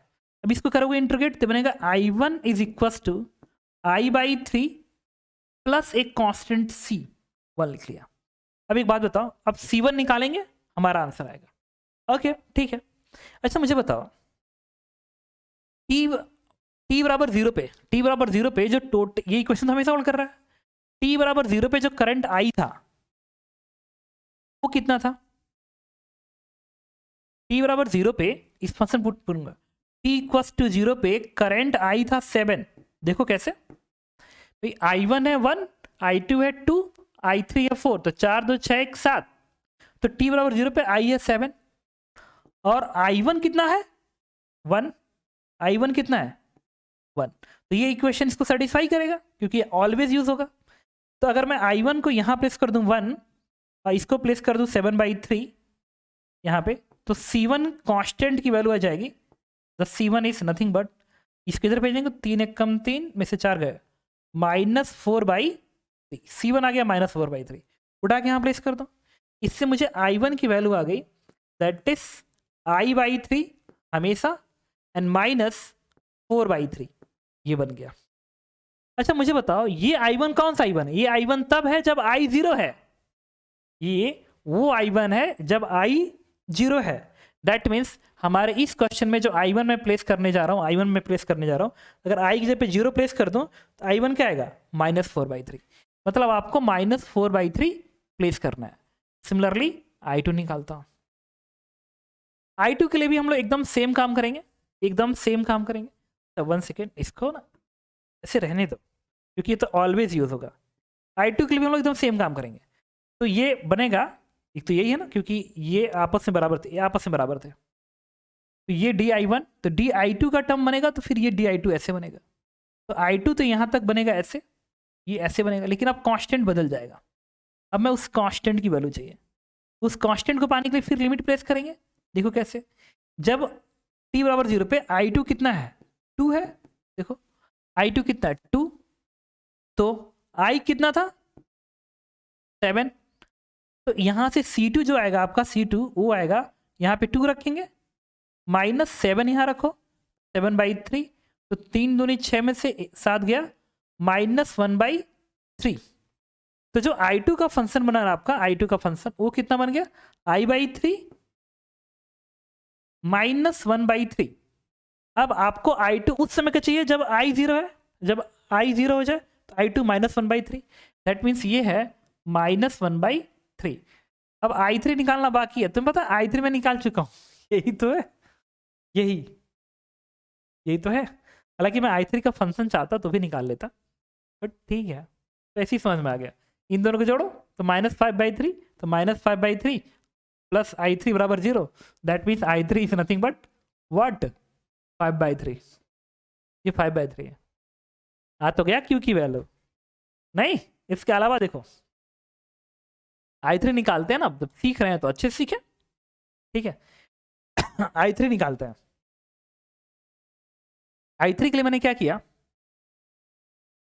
फिर यही काम, तो इसको मैं हटा दूं। बस फर्क क्या होगा, ये हो जाएगा, यही बनेगा, बट ये हो जाएगा i3। तो यहां से अगेन i3 की वैल्यू आएगी i/3 plus some constant c3। अब इस फंक्शन में रखेंगे t बराबर 0 पे i3 कितना है, 4 है। i कितना था, 7/3 प्लस c3, इसे c3 आएगा, इसको इधर भेजो, 4 3 12 में से 5 गया, 5/3 ये बनेगा। तो यहां से जो i2 का फंक्शन बनेगा हर वक्त, ये बनेगा i/3 प्लस c3 है ना, ये 5/3 है। अब आपको i3 वो करंट है जिससे मैं i0 है, तो 0 प्लेस कर दो, आ गया 5/3, आ गया बस। अब चलो, अब हमें आंसर चाहिए। तो कितना प्यारा क्वेश्चन, मतलब है, क्वेश्चन है एडवांस, एकदम फेवरेट क्वेश्चन में से एक है सब। यहां से क्या आएगा, क्यू स्क्वायर। मैं पहला क्वेश्चन सॉल्व कर रहा हूं, ये पार्ट, क्यू स्क्वायर प्लस ये 1/9 नीचे आएगा, स्क्वायरिंग करेगा ना, 9 नीचे आएगा, ये बनेगा 4 का स्क्वायर 16 प्लस 1 का square 1 plus 25 is equal to 69।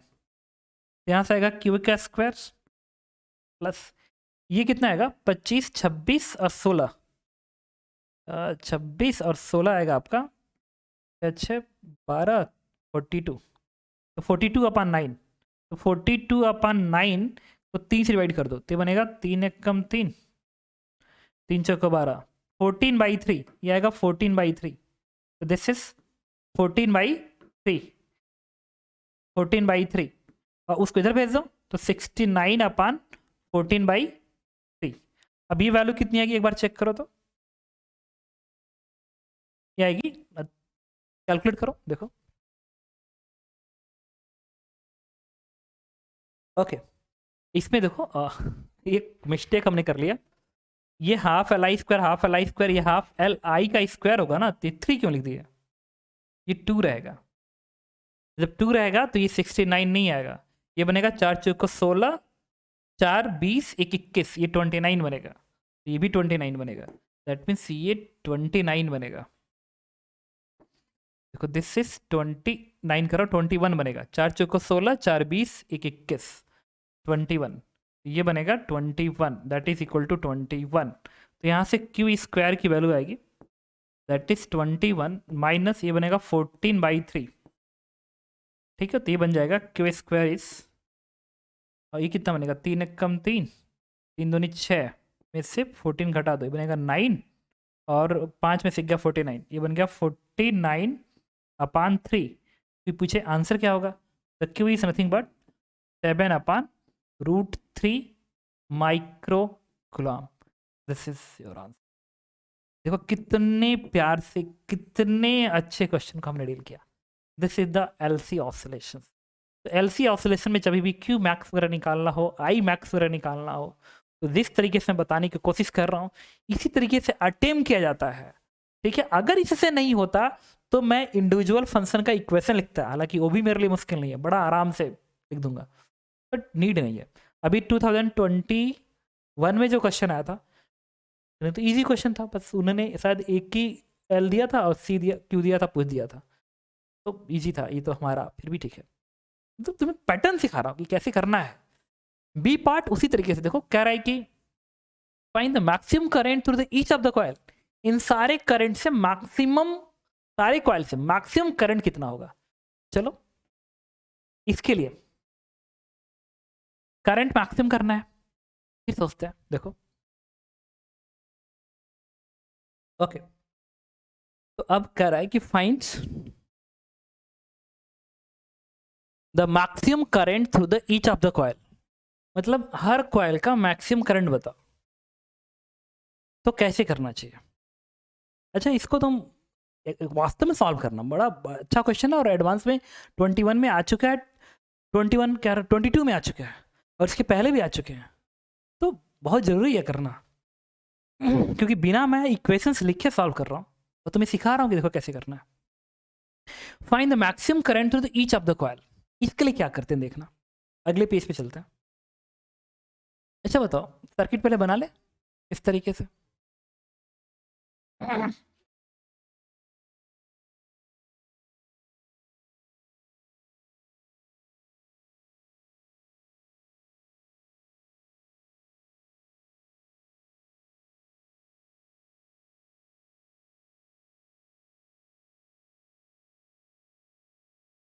L1 है,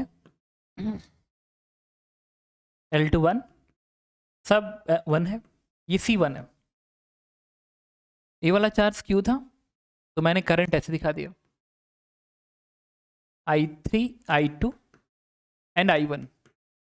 मुझे बताओ, अगर मुझे इसमें किसी भी इंडक्टर का करंट मैक्सिमाइज करना है, दैट मीन्स di/dt 0 होना चाहिए। तो if I want to maximize I1 को मुझे मैक्स करना है, मैक्स। इसका मतलब ये हो गया कि di1/dt को मुझे 0 करना है। अच्छा, di1/dt को अगर मैं L से मल्टीप्लाई कर दूं, L1 di1/dt, वो भी 0 होगा। आपको पता है ये क्या है? ये इंडक्टर का EMF है, इंडक्टर के टर्मिनल का पोटेंशियल डिफरेंस है। दैट मीन्स इंडक्टर का पोटेंशियल डिफरेंस EMF, इंडक्टर के टर्मिनल का पोटेंशियल डिफरेंस है। तो ये सब 0 होना चाहिए।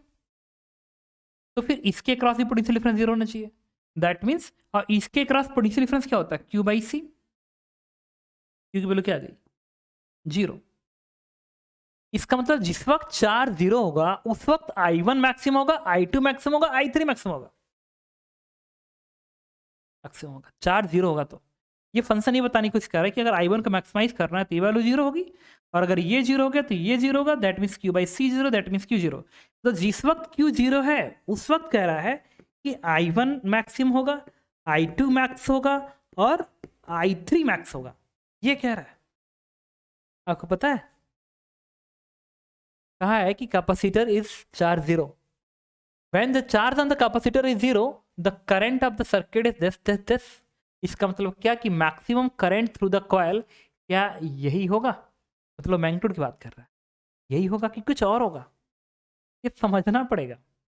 एक्चुअल में ये फंक्शन ये बताने की कोशिश कर रहा है, ये फंक्शन ये बताने की कोशिश कर रहा है कि जिस वक्त Q 0 होगा उस वक्त I1 I2 I3 का एक रूट 1 2 4 भी है।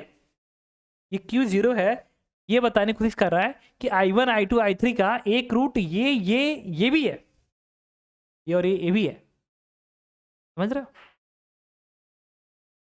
तो क्या पता कहीं दूसरा रूट हुआ तब, तो सोचना पड़ेगा ना। ये दूसरा रूट है, उस समय ये करंट कितने थे, तब मैं कंपेयर करूंगा कि कौन सा करंट ज्यादा है कौन सा कम है। Are you getting my point? मतलब मुझे एक बात इसी क्वेश्चन में समझ में आई कि जिस वक्त Q 0 है उसी वक्त I1 I2 I3 को मैक्स समझाना है। लेकिन Q 0 पे कहीं ऐसा तो नहीं कि I1 के 2 रूट आ रहे हैं, I2 के 2 रूट आ रहे हैं, I3 के 2 रूट आ रहे हैं, तब तो उन 2 रूट में जो मैक्सिम होगा वो उस कॉइल का मैक्सिमम करंट कहलाएगा। Got it? ओके, चलो अब ये समझना पड़ेगा। तो Q 0 है, एनर्जी कंजर्वेशन वैलिड होगा। तो एनर्जी कंजर्वेशन जो है, देखना एनर्जी कंजर्वेशन की लाइन कौन सी है? यही लाइन है एनर्जी कंजर्वेशन की, यही लाइन है। इस लाइन से मैंने ये इक्वेशन लिख रखा है, ये ऑलवेज यूज। तो जिस वक्त Q 0 होगा उस वक्त I1 I2 I3 को मैक्स होना है। मतलब इस फंक्शन में मैं Q की जगह पे 0 प्रेस कर दूं तो पूरा इक्वेशन आ जाएगा I1 स्क्वायर प्लस I2 का स्क्वायर प्लस I3 का स्क्वायर इज इक्वल टू 21। ये इक्वेशन 1 बन गया, और ये बता रहा है कि जिस वक्त ये होल्ड करेगा उस वक्त I1 को I2 को I3 को मैक्स जाना है, मैक्स जाना है। ठीक है, ओके। अब I1 I2 I3 की वैल्यू फाइंड आउट करना पड़ेगा मुझे। तो मैंने क्या किया, सोचते हैं। अच्छा, I का फंक्शन देखो मैंने ऑलरेडी निकाल चुका हूँ। I1 का फंक्शन है I/3 -4/3। उठा किस में रखो, आई -4/3 का होल स्क्वायर प्लस I2 का फंक्शन क्या है, I/3 -1/3, I -1/3, तो I -1/3 का स्क्वायर प्लस I3 का फंक्शन क्या है, I3 का फंक्शन है I/3 प्लस π/3, तो I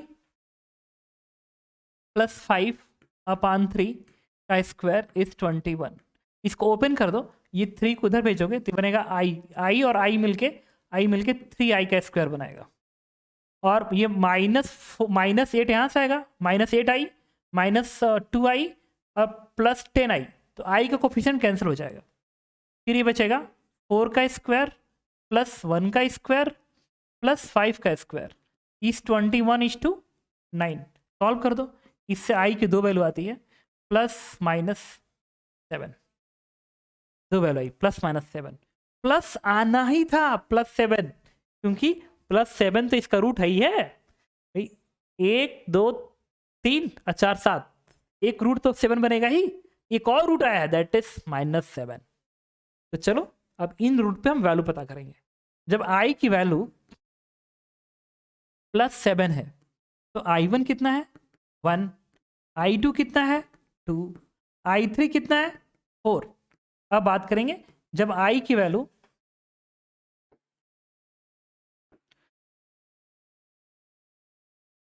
-7 है, -7 है तो I1 कितना आएगा, उठा के इस फंक्शन में रखेंगे, I1 यही तो है, I1 ही है ना, I -4/3, तो -7 यहाँ रख दो, तो -7 और 4 -11/3। I2 चाहिए, I2 ये फंक्शन है, तो I की जगह पे -7 रखोगे तो -7 -1, -7 -1 -8/3।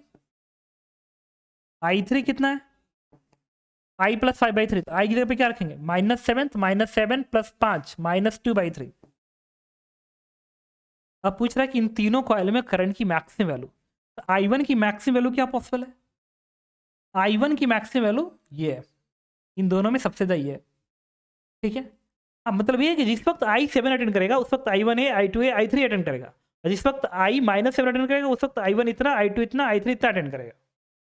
तो चलो, तो लेकिन मैक्स पूछ रहा है इन तीनों कॉइल में करंट की मैक्सिमम वैल्यू क्या क्या पॉसिबल है, तो I1 का मैक्स पॉसिबल रहेगा, और इस 2 में, इस 8 में, 8 - 3 में ये सबसे बड़ी वैल्यू है, और इसमें ये वैल्यू, ये बड़ी वैल्यू है।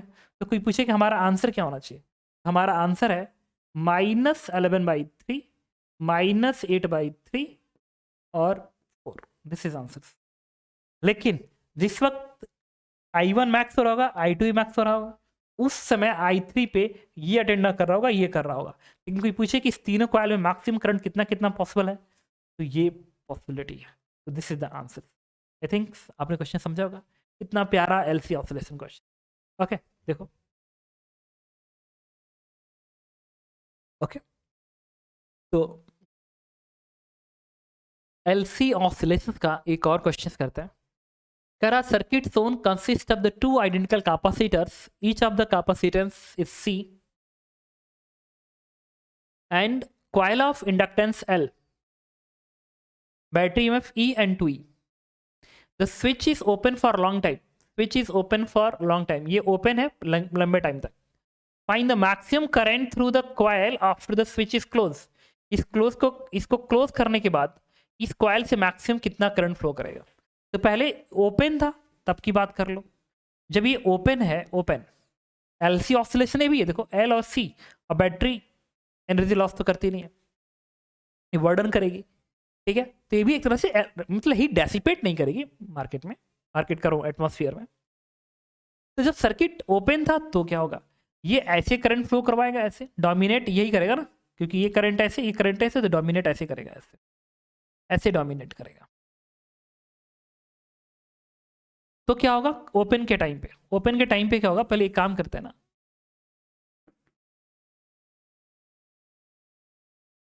ओपन के टाइम का डायग्राम बनाते हैं।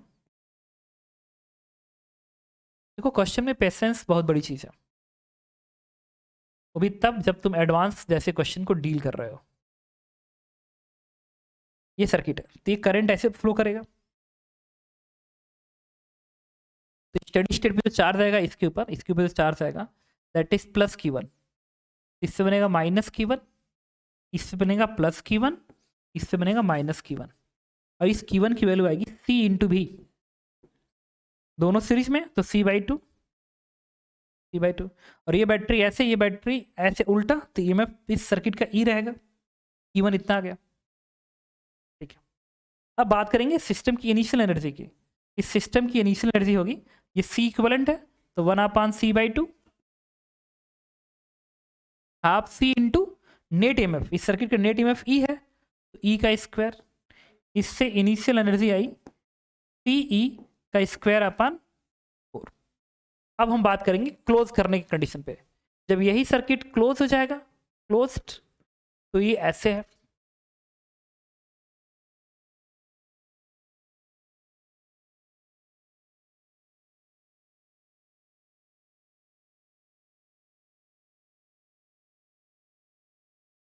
ये क्वेश्चन में क्या कह रहा है कि the find the maximum current through the coil after switch is close.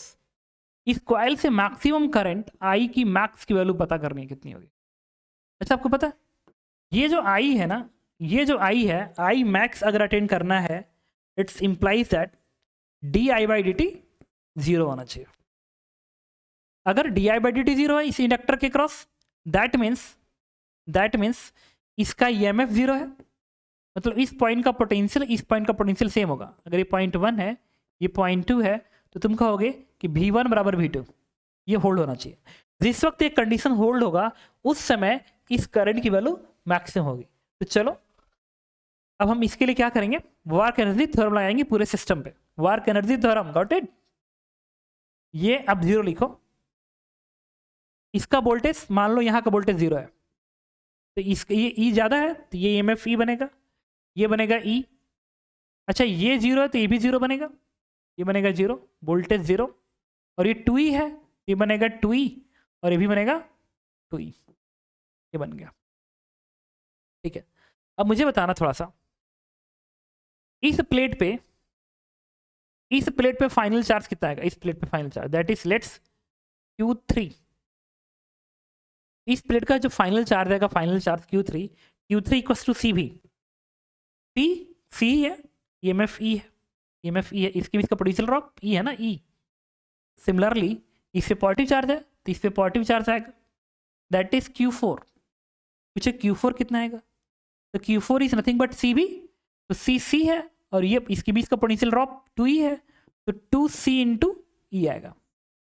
अब लगाएंगे वर्क एनर्जी थ्योरम। अच्छा, इस बैटरी ने कितना चार्ज फ्लो किया, work done by all battery increase in capacity energy plus inductor energy. तो चलो मुझे बताना, ओके, इस बैटरी ने कितना वर्क डन किया। इस बैटरी ने, ये कॉन्सेप्ट लगाएंगे, बैटरी का work done equals to delta U plus कुछ नहीं, कैपेसिटर का डेल्टा U प्लस इंडक्टर का डेल्टा U। तो बैटरी ने कितना वर्क डन किया, इस बैटरी ने कितना चार्ज फ्लो किया, स्विच क्लोज से कितना चार्ज फ्लो करवाया। इस प्लेट पे Q3 C के बराबर है और माइनस Q1 C/2 है। इसका मतलब इधर से कितना चार्ज फ्लो किया गया, इस चार्ज और इस चार्ज का डिफरेंस, ये माइनस साइन है, ध्यान रखना माइनस साइन। इस प्लेट पर पहले नेगेटिव चार्ज था, बाद में पॉजिटिव हो गया, तो जो इस बैटरी ने फ्लो करवाया, बैटरी ने जो चार्ज फ्लो करवाया वो C में से घटाना पड़ेगा, इस प्लेट पे नेगेटिव कितना चार्ज था, माइनस Q1 ना, तो माइनस C/2 को घटाना पड़ेगा, तो माइनस ऑफ माइनस प्लस हो जाएगा इतना। इसका मतलब इस बैटरी ने जो चार्ज फ्लो करवाया इतना करवाया है, तो बैटरी का बर्डन क्या आएगा, जो बैटरी का बर्डन आप लिखेंगे, बैटरी का बर्डन, तो ये 3C/2 है इंटू E, ये बनेगा 3CE/2 इंटू E, इसका स्क्वायर बन गया, इसका बर्डन मिल गया। अब बात करेंगे इसका वर्क डन। अच्छा, इस पे Q4 प्लस Q4 चार्ज है और इस वाले प्लेट पे प्लस Q1 चार्ज है। देखो ये प्लस Q1 चार्ज है और इस पे प्लस Q4 चार्ज है, तो जो डिफरेंस आएगा वो ऐसे फ्लो किया होगा, ऐसे। ये डिफरेंस कितना फ्लो किया, ऐसे ये फ्लो किया होगा। इस पे फाइनल Q4 कितना है, 2C, तो 2CE माइनस इस प्लेट पे इनिशियल कितना चार्ज था, प्लस Q1 जो कि C है, C/2 है, तो 2 दूनी 4 1 3, 3C/2 फ्लो करवाया, तो 3C/2, तो इसका बर्डन पॉजिटिव आएगा कितना, तो 3C E/2 into 2E into 2E करेंगे तो स्क्वायर बन जाएगा। ये बन गया बैटरी का बर्डन। ये बैटरी का बर्डन कहाँ कहाँ गया? Increase in capacitor energy. इस कैपेसिटर की एनर्जी कितनी इंक्रीज की? तो फाइनल एनर्जी है half C into E square. इस कैपेसिटर एनर्जी क्या है? हाफ C इंटू EMF का स्क्वायर 2E का स्क्वायर माइनस इस कैपेसिटर की इनिशियल सिस्टम की इनिशियल एनर्जी C²/4 है, तो CE²/4 है, प्लस इंडक्टर की कितनी एनर्जी इंक्रीज की? हाफ L इंटू आई का स्क्वायर। अब अटेम्प्ट कर लो, आंसर मिल जाएगा। अटेम्प्ट करते हैं तो ये वैल्यू आनी चाहिए आई थिंक ये आएगा। देखो 2 का टर्म तो हर जगह से कट रहा है, 2 का टर्म देखो हर जगह से कट रहा है। अब आएगा 3 दूनी 6 3 9, ये बन गया 9 CE का स्क्वायर इधर से बन गया। और ये क्या है? ये है ये देखो ये C, अच्छा ये तो 4 था ना, 4 होगा तो ये तो 2 बच ही जाएगा जब 2 कट करोगे तो ये कितना आएगा? ये आएगा 2 दूनी 4 1 5 5 माइनस 1/2 5 माइनस 1/2 C का स्क्वायर एंड प्लस LI का स्क्वायर आएगा 5 दूनी 10 में से 1 गया 9/2, ये बनेगा 9/2 9/2 9/2 C का स्क्वायर प्लस LI का स्क्वायर। ये बना ना, देखो तो ये 3 दूनी 6 3 9 बन गया। और ये कितना बना था? 2 दूनी 4 1 5 5 माइनस 1/2 5 दूनी 10 9/2 इतना। ओके, इससे देखो आपको LI का स्क्वायर की वैल्यू आ जाएगी 9/2 CE का स्क्वायर। तो कोई पूछे I की वैल्यू कितनी आएगी, तो ये आ रहा है 3E √/C/2L and this is your answer. तो आपने देखा कि मैंने कितने आराम से इस क्वेश्चन को अटेम्प्ट किया और आपको भी ऐसे ही करना होगा। तो देखो कितना स्टैंडर्ड क्वेश्चन था और कितने ध्यान से सिर्फ एनर्जी कंजर्वेशन से सॉल्व कर रहा हूं और एक एक आंसर आ रहा है। तो this is the one of the good question of LC oscillations. Okay, चलो इसी बेस पे एक और क्वेश्चन करते हैं।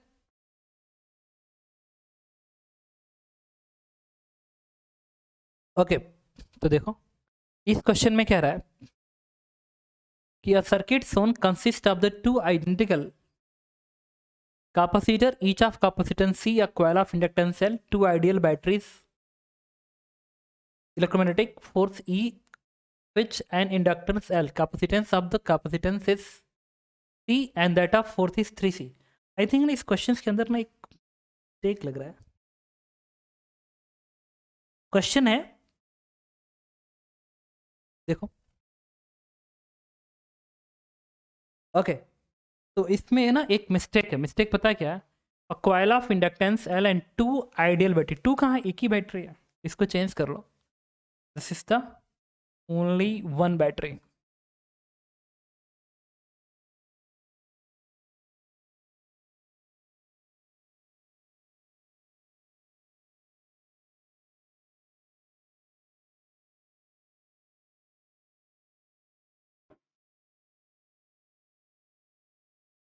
एंड आइडियल बैटरी, ये क्वेश्चन है। तो कह रहा है कि capacitance 3 of this capacitance is C। 3 capacitor C हैं और एक कैपेसिटर 3C है, EMF E है। Find the maximum current through the coil after the switch is close. इसको क्लोज करने के बाद इस कॉइल से मैक्सिमम कितना करंट फ्लो करेगा? एकदम उसी कॉन्सेप्ट पे बेस्ड है। आप क्या करेंगे? बिफोर क्लोज की बात करेंगे।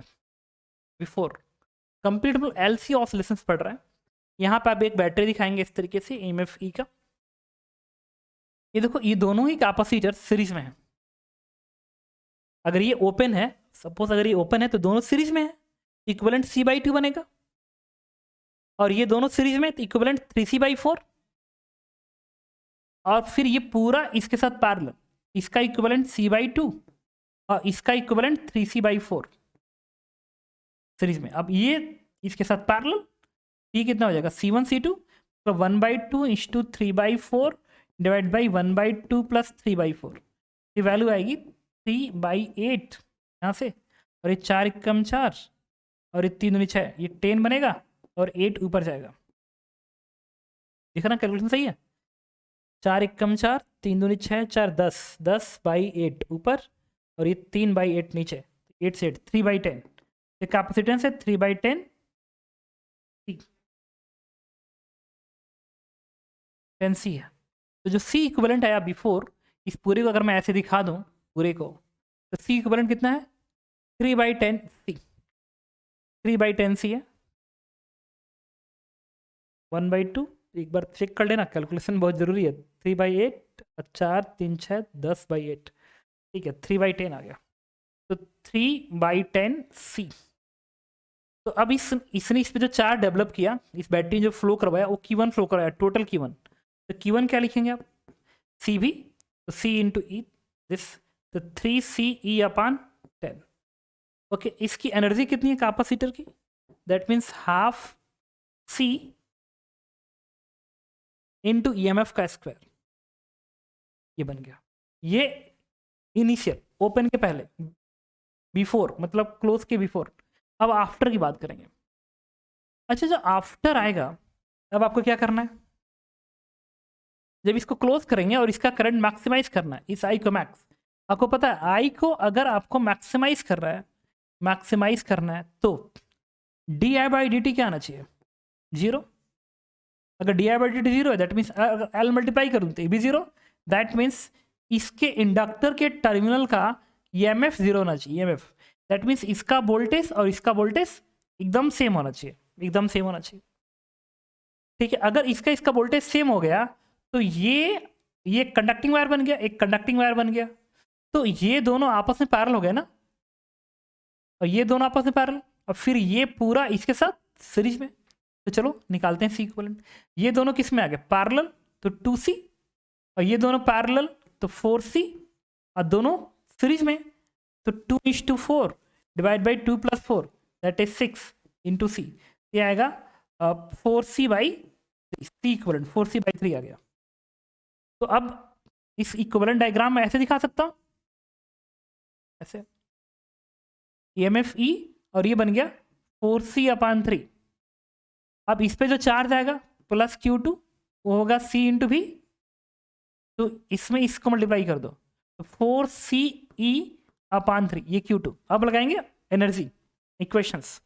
बैटरी ने कितना बर्डन किया, EMF E इंटू इसने कितना चार्ज फ्लो करवाया, तो फाइनल चार्ज ये है, फाइनल चार्ज ये आफ्टर, और ये इनिशियल, तो EMF इंटू चार्ज का flow 4CE/3 minus 3CE/10, 3CE/10 battery ने बर्डन किया।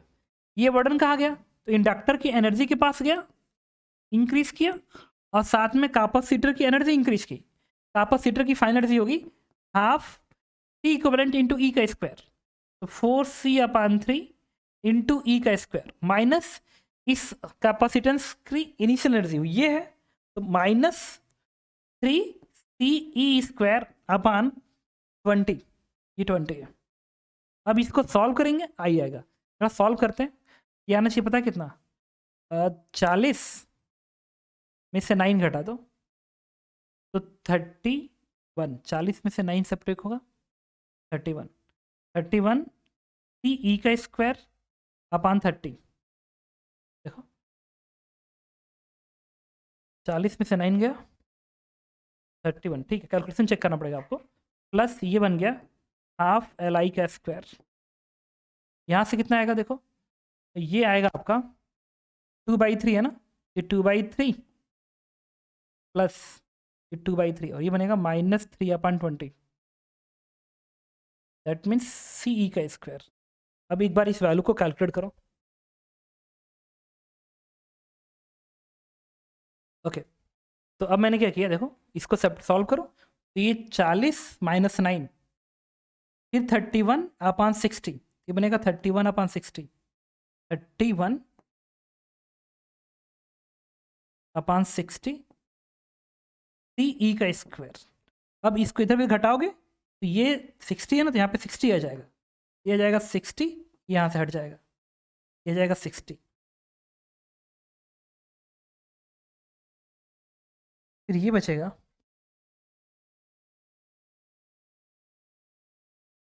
ओके।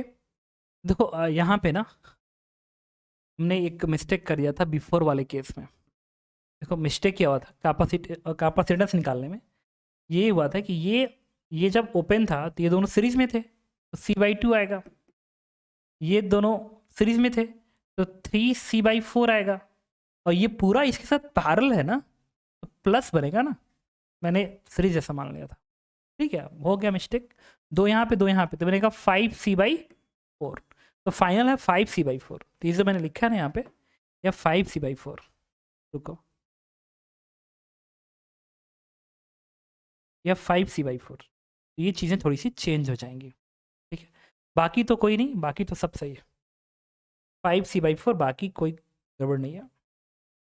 ठीक है, ये एनर्जी इक्वेशंस है, इसको अभी हम लिखते हैं।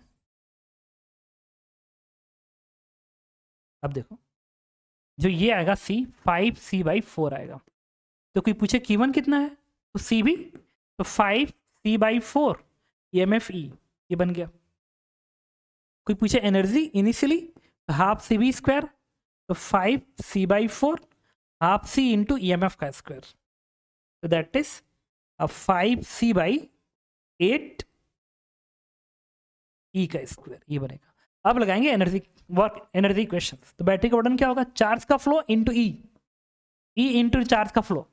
अच्छा फाइनल ये है चार्ज, अच्छा फाइनल एनर्जी भी तो इसको लिख लो, इस डायग्राम की फाइनल एनर्जी जाएगी U2 इज हाफ CV², तो 4C/3 इंटू ई का स्क्वायर, तो फाइनल एनर्जी हो जाएगी 2CE²/3। अब लगाएंगे वर्क एनर्जी इक्वेशंस।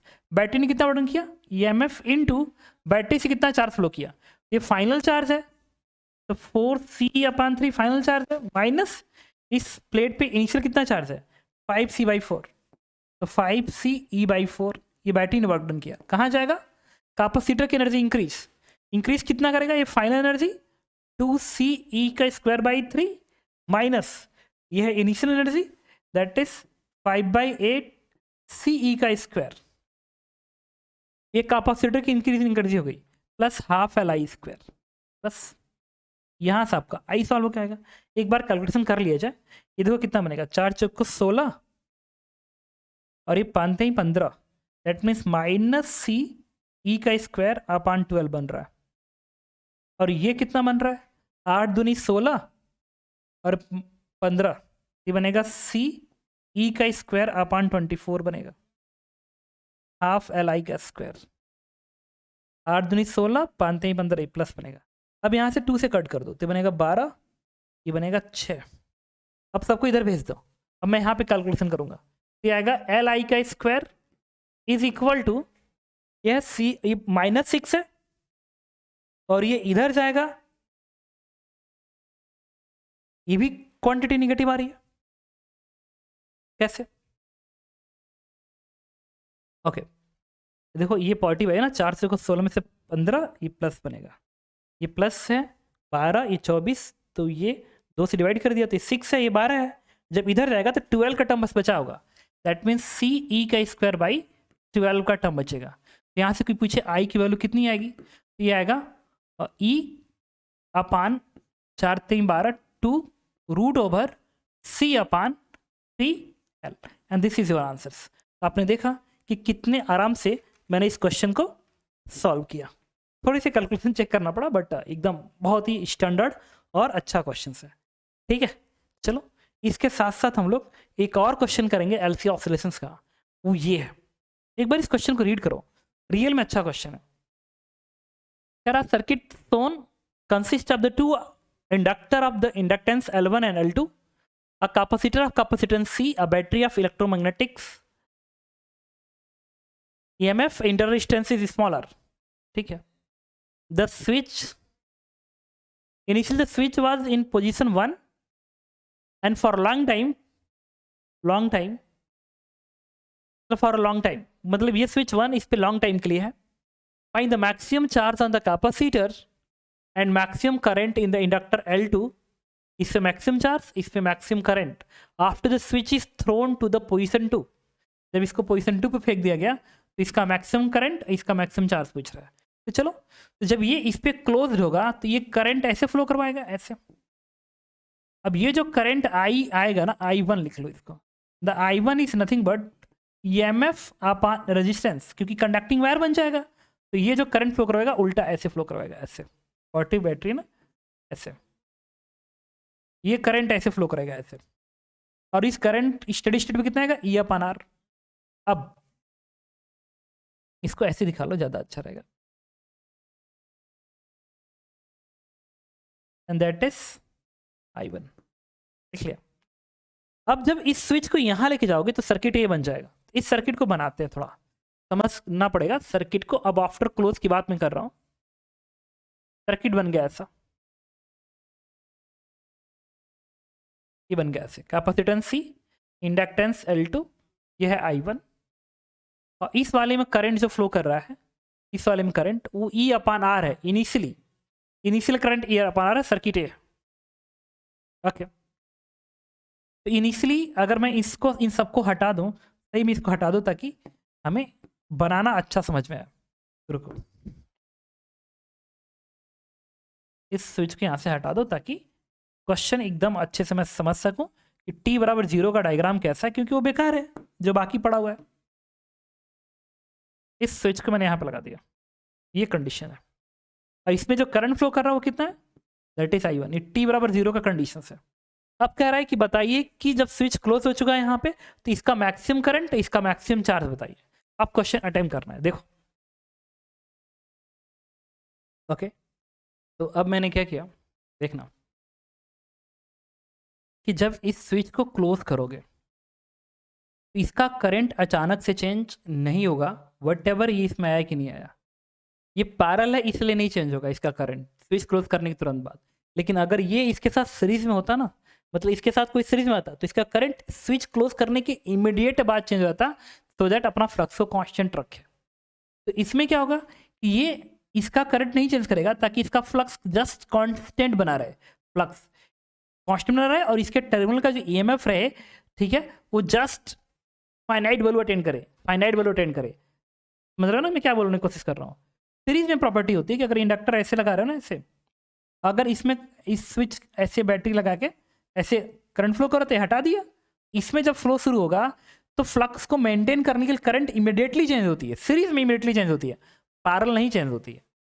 पैरेलल नहीं चेंज होती, पैरेलल अगर इस क्लोज यहाँ पे करोगे तो भी इसका करंट वही रहेगा क्लोज करने के जस्ट बाद, और इसका जो है सो वही रहेगा। द रीजन इज क्लियर है भाई, ये अपने फ्लक्स को कांस्टेंट बना के रखेगा, बनाना है फ्लक्स कांस्टेंट बनाएगा, और डिफरेंशिएट करो d/dt तो भी क्या आएगा, फाइनाइट, या यूं कहूं तो जस्ट 0 या फाइनाइट। अगर चेंज होगा 0 नहीं, चेंज होगा तो एब्रप्ट चेंज नहीं होगा फ्लक्स में, सो दैट इसके टर्मिनल का EMF क्या रहे, जस्ट 0 रहे। और ये भी अचानक से नहीं चेंज करेगा, ताकि अगर 0 है यहाँ पे करंट तो इस क्लोज करने के बाद भी इसका करंट 0 ही रहेगा, सो दैट इसका EMF फाइनाइट ही है। अचानक से अब्रप्टली करंट ना चेंज करे, सो दैट EMF इनफाइनाइट ना अटेंड करे। तो मैं क्या बोल रहा था कि जब इसको यहाँ पे क्लोज करोगे ना, तो इसका EMF को सेम मेंटेन करने के लिए इसका करंट यही रहेगा, इसका करंट यही रहेगा, और इसका जो चार्ज शुरू में 0 था तो 0 रहेगा। मतलब पैरेलल इंडक्टर है, तो स्विच क्लोज करने से DT इंटरवल के अंदर कुछ भी नहीं होता है, जो पहले था वो DT इंटरवल के बाद भी रहेगा। लेकिन अगर वो सीरीज में आते हैं तो फिर DT इंटरवल के अंदर चेंजेस होते हैं, ठीक है। तो चूंकि पैरेलल है तो मैंने कहा कि जो करंट है वो यही रहेगा। अब चूंकि ये हमेशा पैरेलल है, एक प्रॉपर्टी होल्ड करेगा कि मान लो इसमें करंट I1 है किसी टाइम पे, इसमें करंट I2 है, ठीक है, और ये वाला चार्ज मैंने Q बोल दिया, करंट ऐसे निकल रहा है, और ये करंट I है, Q बोल दिया। तो ये हमेशा पैरेलल है, that means L1 di1 by dt is equal to L2 di2 by dt, ये हमेशा होल्ड करेगा, और यही बराबर किसके होगा, Q/C के। अच्छा, ये अगर हमेशा होल्ड करेगा तो इसको कट कर दूं तो आएगा L1 di1 is equal to L2 di2, अब मैं इस फंक्शन को इंटीग्रेट कर दिया, इंटीग्रेट किया तो फंक्शन आया L1I1 is equal to L2I2 is equal to constant C. ये हमेशा होल्ड करेगा, ये टी बराबर 0 पे भी होल्ड करेगा। टी बराबर 0 पे I1 जो है E अपान आर है, E अपान आर है, और I2 इसमें करंट क्या है 0, तो आएगा L1 E upon R plus L2 0 that is C. इससे अब ये एक्सप्रेशन बन गया हमारा L1I1 equals to L2I2 is equals to L1 E upon R, L1 E upon R. This is the equation, और इक्वेशन को हमेशा होल्ड करना है, हमेशा होल्ड करना है। अब चलो अब थोड़ा सा हम बात करेंगे, अपने क्वेश्चन पाएंगे। ये तो हमेशा होल्ड करना है, किसी भी टाइम पे करंट I1 इसमें I2 है तो ये इक्वेशन होल्ड करेगा। पहला कह रहा है find the maximum charge on the capacitor and maximum current in the inductor L2 after the switch thrown to the position 1। तो पहला काम करना है Q की मैक्स वैल्यू निकालनी है। अगर Q की मैक्स वैल्यू निकालनी है दैट मीन्स जिस वक्त Q मैक्स होगा, जिस वक्त ये Q मैक्सिमम होगा उस वक्त D Q by D T 0 होगा। दैट मीन्स करंट I क्या होगा 0, ये वाला करंट, ये करंट I है ना, जब इस वक्त ये Q मैक्स होगा उस वक्त D Q by D T 0, that means I must be 0। अगर I 0 हो गया तो तुम देखना ये I1 और I2 मिला के I है ना, दैट मीन्स ये भी कंडीशन हमेशा होल्ड करेगा कि I1 plus I2 is equals to I, is equals to I, I1 I2 equals to I। और अगर ये होल्ड कर रहा है, मैं Q मैक्स का कैलकुलेशन कर रहा हूँ, Q मैक्स का कैलकुलेशन I 0 है, अगर I 0 कर दोगे तो I1 बराबर I2, that means I1 is equals to minus I2 hold कर जाएगा। अगर मैं इस इक्वेशन को उठा के इसमें प्लेस कर दूं और I1 I2 को अगर मैं निकालूं तो ये I1 की जगह पे माइनस I2 रख दो, मतलब एक काम करो I2 की जगह पे माइनस I1 रखो, ये इधर आएगा तो हो जाएगा 2L1,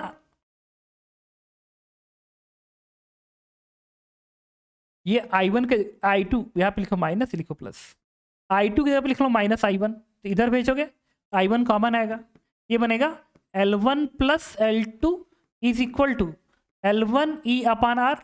इससे I1 की वैल्यू क्या आ गई L1 E अपान आर इंटू L1 प्लस L2, और एक्चुअल में I2 का भी मैग्नीट्यूड उसी के बराबर है। इससे मुझे ये समझ में आ गया कि जिस वक्त इस सर्किट में करंट, इस वाले में करंट इतना होल्ड करेगा, इस कैपेसिटर का चार्ज मैक्सिमम होगा। LC ऑसिलेशन है, एनर्जी कंजर्वेशन लगा दो, चलो लगाते हैं एनर्जी कंजर्वेशन। इसके लिए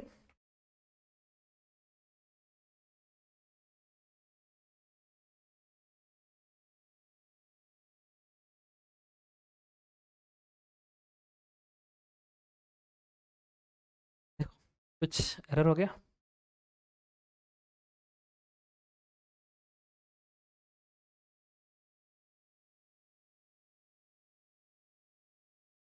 हमने इस इक्वेशन को लिखा था यहाँ पे तो अपने आप ही इरेज हो गया ना, डी क्यू बाई डी 0, तो इस इंप्लाई दैट, ठीक है I1 इतना आया था, ये I2 क्या हो रहा है,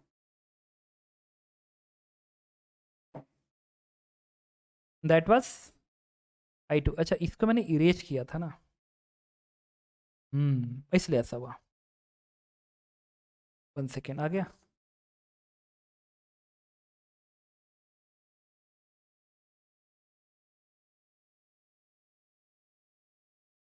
हाँ तो यहाँ से आया था, ये L1 था, सुनो ये एक्चुअल में L1 था, ये मैंने L1 लिखा था, वो डायग्राम इरेज किया था ना इसलिए प्रॉब्लम आ गई थी।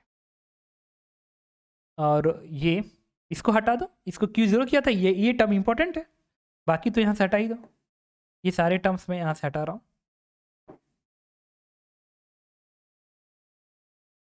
एक काम करो, इसको यहाँ से मैंने हटाया था,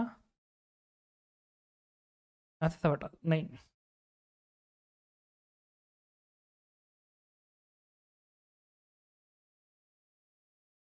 ठीक है यार, ये I1 आया था माइनस I2, देखो क्या हो रहा है, एक्चुअल में ये आया था माइनस I2, ठीक है। और एक काम करते हैं, थोड़ा सा देखना यार, ये तो हटा ही था यहाँ, ये बेकार में, अब समझ गए होगे तुम, तो इसको दिखाने की ज़रूरत नहीं है। अब हमें क्वेश्चन को अटेम्प्ट करना है तो अटेम्प्ट करो। मतलब जिस वक्त क्यू मैक्स आएगा उस वक्त ये करंट, इस सर्किट का करंट, इस सर्किट करंट ये होगा। अब एनर्जी कंजर्वेशन लिखते हैं। एनर्जी कंजर्वेशन में इनिशियल एनर्जी कितनी थी, हाफ L1 इंटू I1 का स्क्वायर। इसके पास एनर्जी थी नहीं, कैपेसिटर के पास एनर्जी थी नहीं, is equal to final energy that means half L1 into इसकी एनर्जी I1 का स्क्वायर एंड प्लस इसकी energy half L2 into I1 का स्क्वायर। तो ये कॉमन हो जाएगा और ये बन जाएगा I1 का स्क्वायर, क्योंकि I1 I2 बराबर है ना। Are you getting my point? I1 I2 बराबर है तो इसमें जाएगी half L1 into I1 square, इसकी आएगी half L2 into I1 square, I1 square common, ये बन गया इतना, एंड प्लस कैपेसिटर की energy that is Q square by C। अब देखो 2 के टर्म्स तो फिलहाल कैंसिल आउट हो जाएंगे और इससे जो आंसर आएगा इसको मैं अगर मैं इधर भेज दूँ L1 I1 का स्क्वायर, ऐसा देखो L1 I1 का स्क्वायर इससे कट जा रहा है, गुड, ये आएगा L2 I1 का स्क्वायर, ये बन गया L2 इंटू I1 का स्क्वायर इस Q स्क्वायर बाई C। तो कोई पूछे कि Q की वैल्यू कितनी आएगी, तो Q is nothing but I1 root L2 C। तो Q की जो वैल्यू आएगी दैट इज मैक्सिमम, I1 की वैल्यू उठा कर रख दो, that is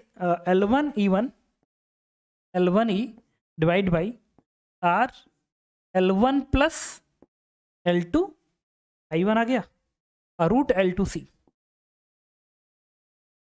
and this is answers. तो ये मैंने कैलकुलेट किया, इसका मैक्सिमम चार्ज तो आ रहा है L1 प्लस L2 का टर्म्स नीचे आ रहा है,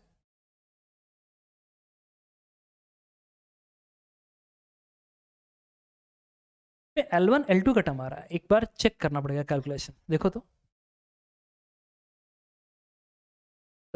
देखो इसमें ना, इसमें भी हमने ना एक मिस्टेक कर डाली है एक्चुअल में।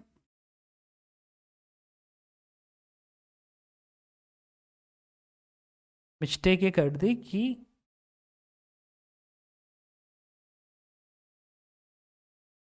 ये तो ठीक है, नथिंग प्रॉब्लम, सब सही है, एनर्जी कंजर्वेशन जब लिखोगे ना तो ये I1, ये जो I1 है ये इनिशियल एनर्जी थी जो कि E अपान R था, समझ रहे हो? अब एनर्जी लिखो, इनिशियल एनर्जी क्या लिखोगे, हाफ L1 इंटू इसका square E square by R का square is equal to final energy system की, क्योंकि इनिशियली इसी के पास होगी, इसके पास नहीं होगी, इसके पास नहीं होगी, इक्वल टू फाइनल इसके पास एनर्जी, ये बनेगी half L1 into I1 square plus half L2 into I1 square, क्योंकि I1 I2 बराबर है, देखो फाइनल I1 I2 दोनों बराबर है ना, तो क्या आएगा half L1 I1 square plus half L2 I1 square, तो I1 स्क्वायर कॉमन आएगा, ये हो जाएगा L1 plus L2 into I1 का स्क्वायर, I1 ये है, ये बनेगा L1 का स्क्वायर E का स्क्वायर अपान R का स्क्वायर L1 प्लस L2 का स्क्वायर, ये बन गया energy plus Q square by C। अब इसको आपको सॉल्व करना पड़ेगा, बाई 2 का टर्म रहेगा, तो यहाँ से हाफ का टर्म तो फिलहाल कैंसिल आउट हो जाएगा। अब देखो इससे क्या आएगा, इससे E square upon R square common आएगा, L1 कॉमन आएगा, ये निकाल लो, ये बनेगा L1 E square upon R common, L1 E square upon R square common, इसको इधर भेज रहा हूँ, यहाँ से बचेगा 1 माइनस क्या आएगा L1 प्लस L2 अपान N1 प्लस L2 का होल स्क्वायर, ये इसको कट करेगा तो बनाएगा 1 अपान L1 प्लस L2 और यह Q square by C, Q square by C।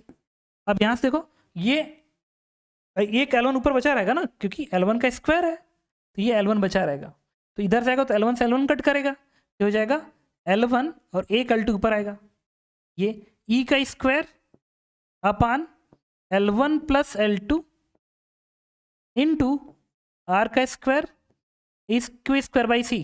तो कोई पूछे इस Q की मैक्स वैल्यू, हमने Q की मैक्स वैल्यू निकाल ली और यही आंसर है, E अपान R बनेगा under root over L1 L2 C, L1 L2 C divide by L1 plus L2। तो आपने देखा कि किस तरीके से हमने इस क्वेश्चन को अटेम्प्ट किया, तो C L1 L2 upon this, okay, तो दिस इज द आंसर्स। ये इस पार्ट का आंसर था। इसके बाद इसका जो अगला क्वेश्चन है मैक्सिमम करंट इन इंडक्टर, इसमें मैक्सिमम करंट कितना होगा ये बताओ। तो इसके लिए देखो क्या करते हैं, हम अगला डायग्राम बनाते हैं, ठीक है। डायग्राम ये है, क्योंकि वहाँ पे बहुत बना चुके थे कैलकुलेशन के मिस्टेक की वजह से। ये L1 है, ये L2 है, और ये कैपेसिटर है, कैपेसिटर है। ठीक, मुझे बताओ अगर हमें ये पता करना है क्या ये करंट I2 की मैक्स वैल्यू क्या होगी।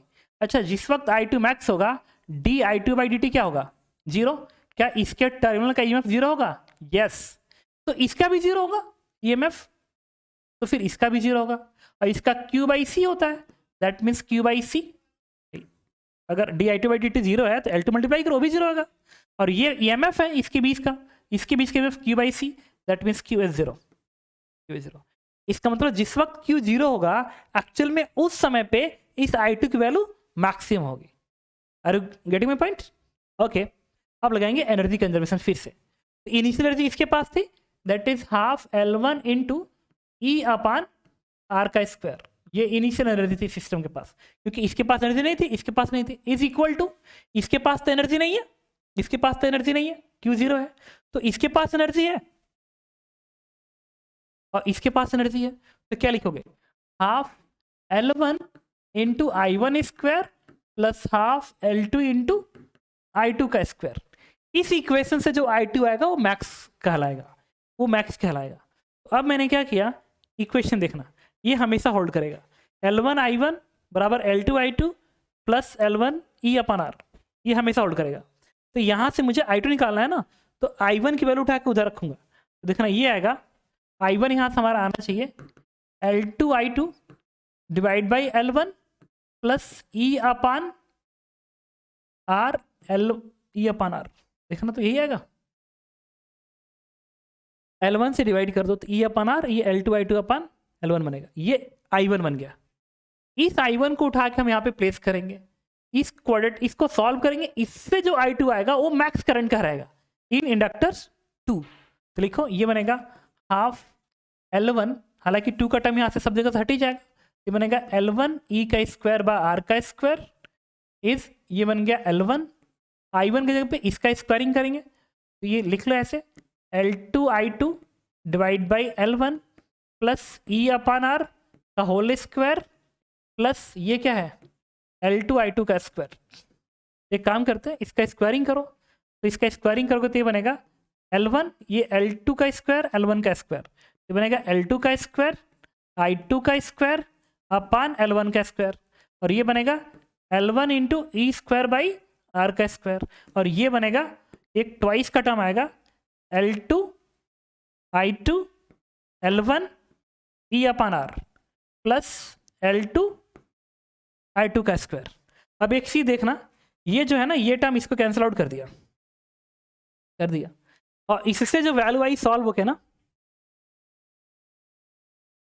I2 का स्क्वायर ये और I2 का स्क्वायर इधर, इधर एक I2 का टर्म बचा हुआ है जो कि बाद में एक निगेटिव साइन बनाएगा, इसके अलावा कुछ प्रॉब्लम नहीं क्रिएट कर रहा है। ये L1 इस L1 को कट कर देगा। अच्छा, ये I2 का स्क्वायर है, I2 का स्क्वायर इधर भी है, ये बनेगा I2 का स्क्वायर कॉमन, ये बनेगा L2 का स्क्वायर अपान L1, L2 का स्क्वायर अपान L1 प्लस ये क्या है L2 है, I2 कॉमन निकाल लिया, ये बन गया क्या प्लस 2 L2 I2 E/L1R। यहाँ से देखो एक I2 का टर्म इसको कट कर देगा, ये बच गया इतना। अब बाकी को उधर भेज दो, तो ये बनेगा -2 L2E अपान L1R। देखो इसको -2 L2E अपान L1R, और इसको मैं लिख सकता हूँ इसको, दैट इज I2 ब्रैकेट में L1 इधर भेजोगे, ये बनेगा L1 का स्क्वायर प्लस, एक बार चेक करो, ओके।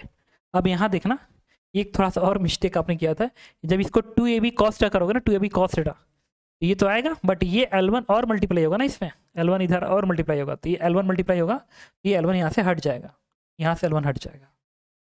तो आपने कॉमन किससे निकाला था, तो ये L1 ये वाला पार्ट ना ये है, इससे L1 हट जाएगा, ठीक है, और ये आएगा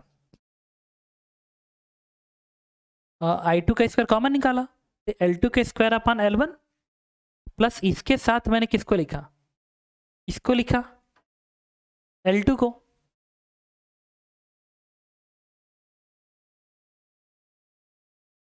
ओके देखो हो गया।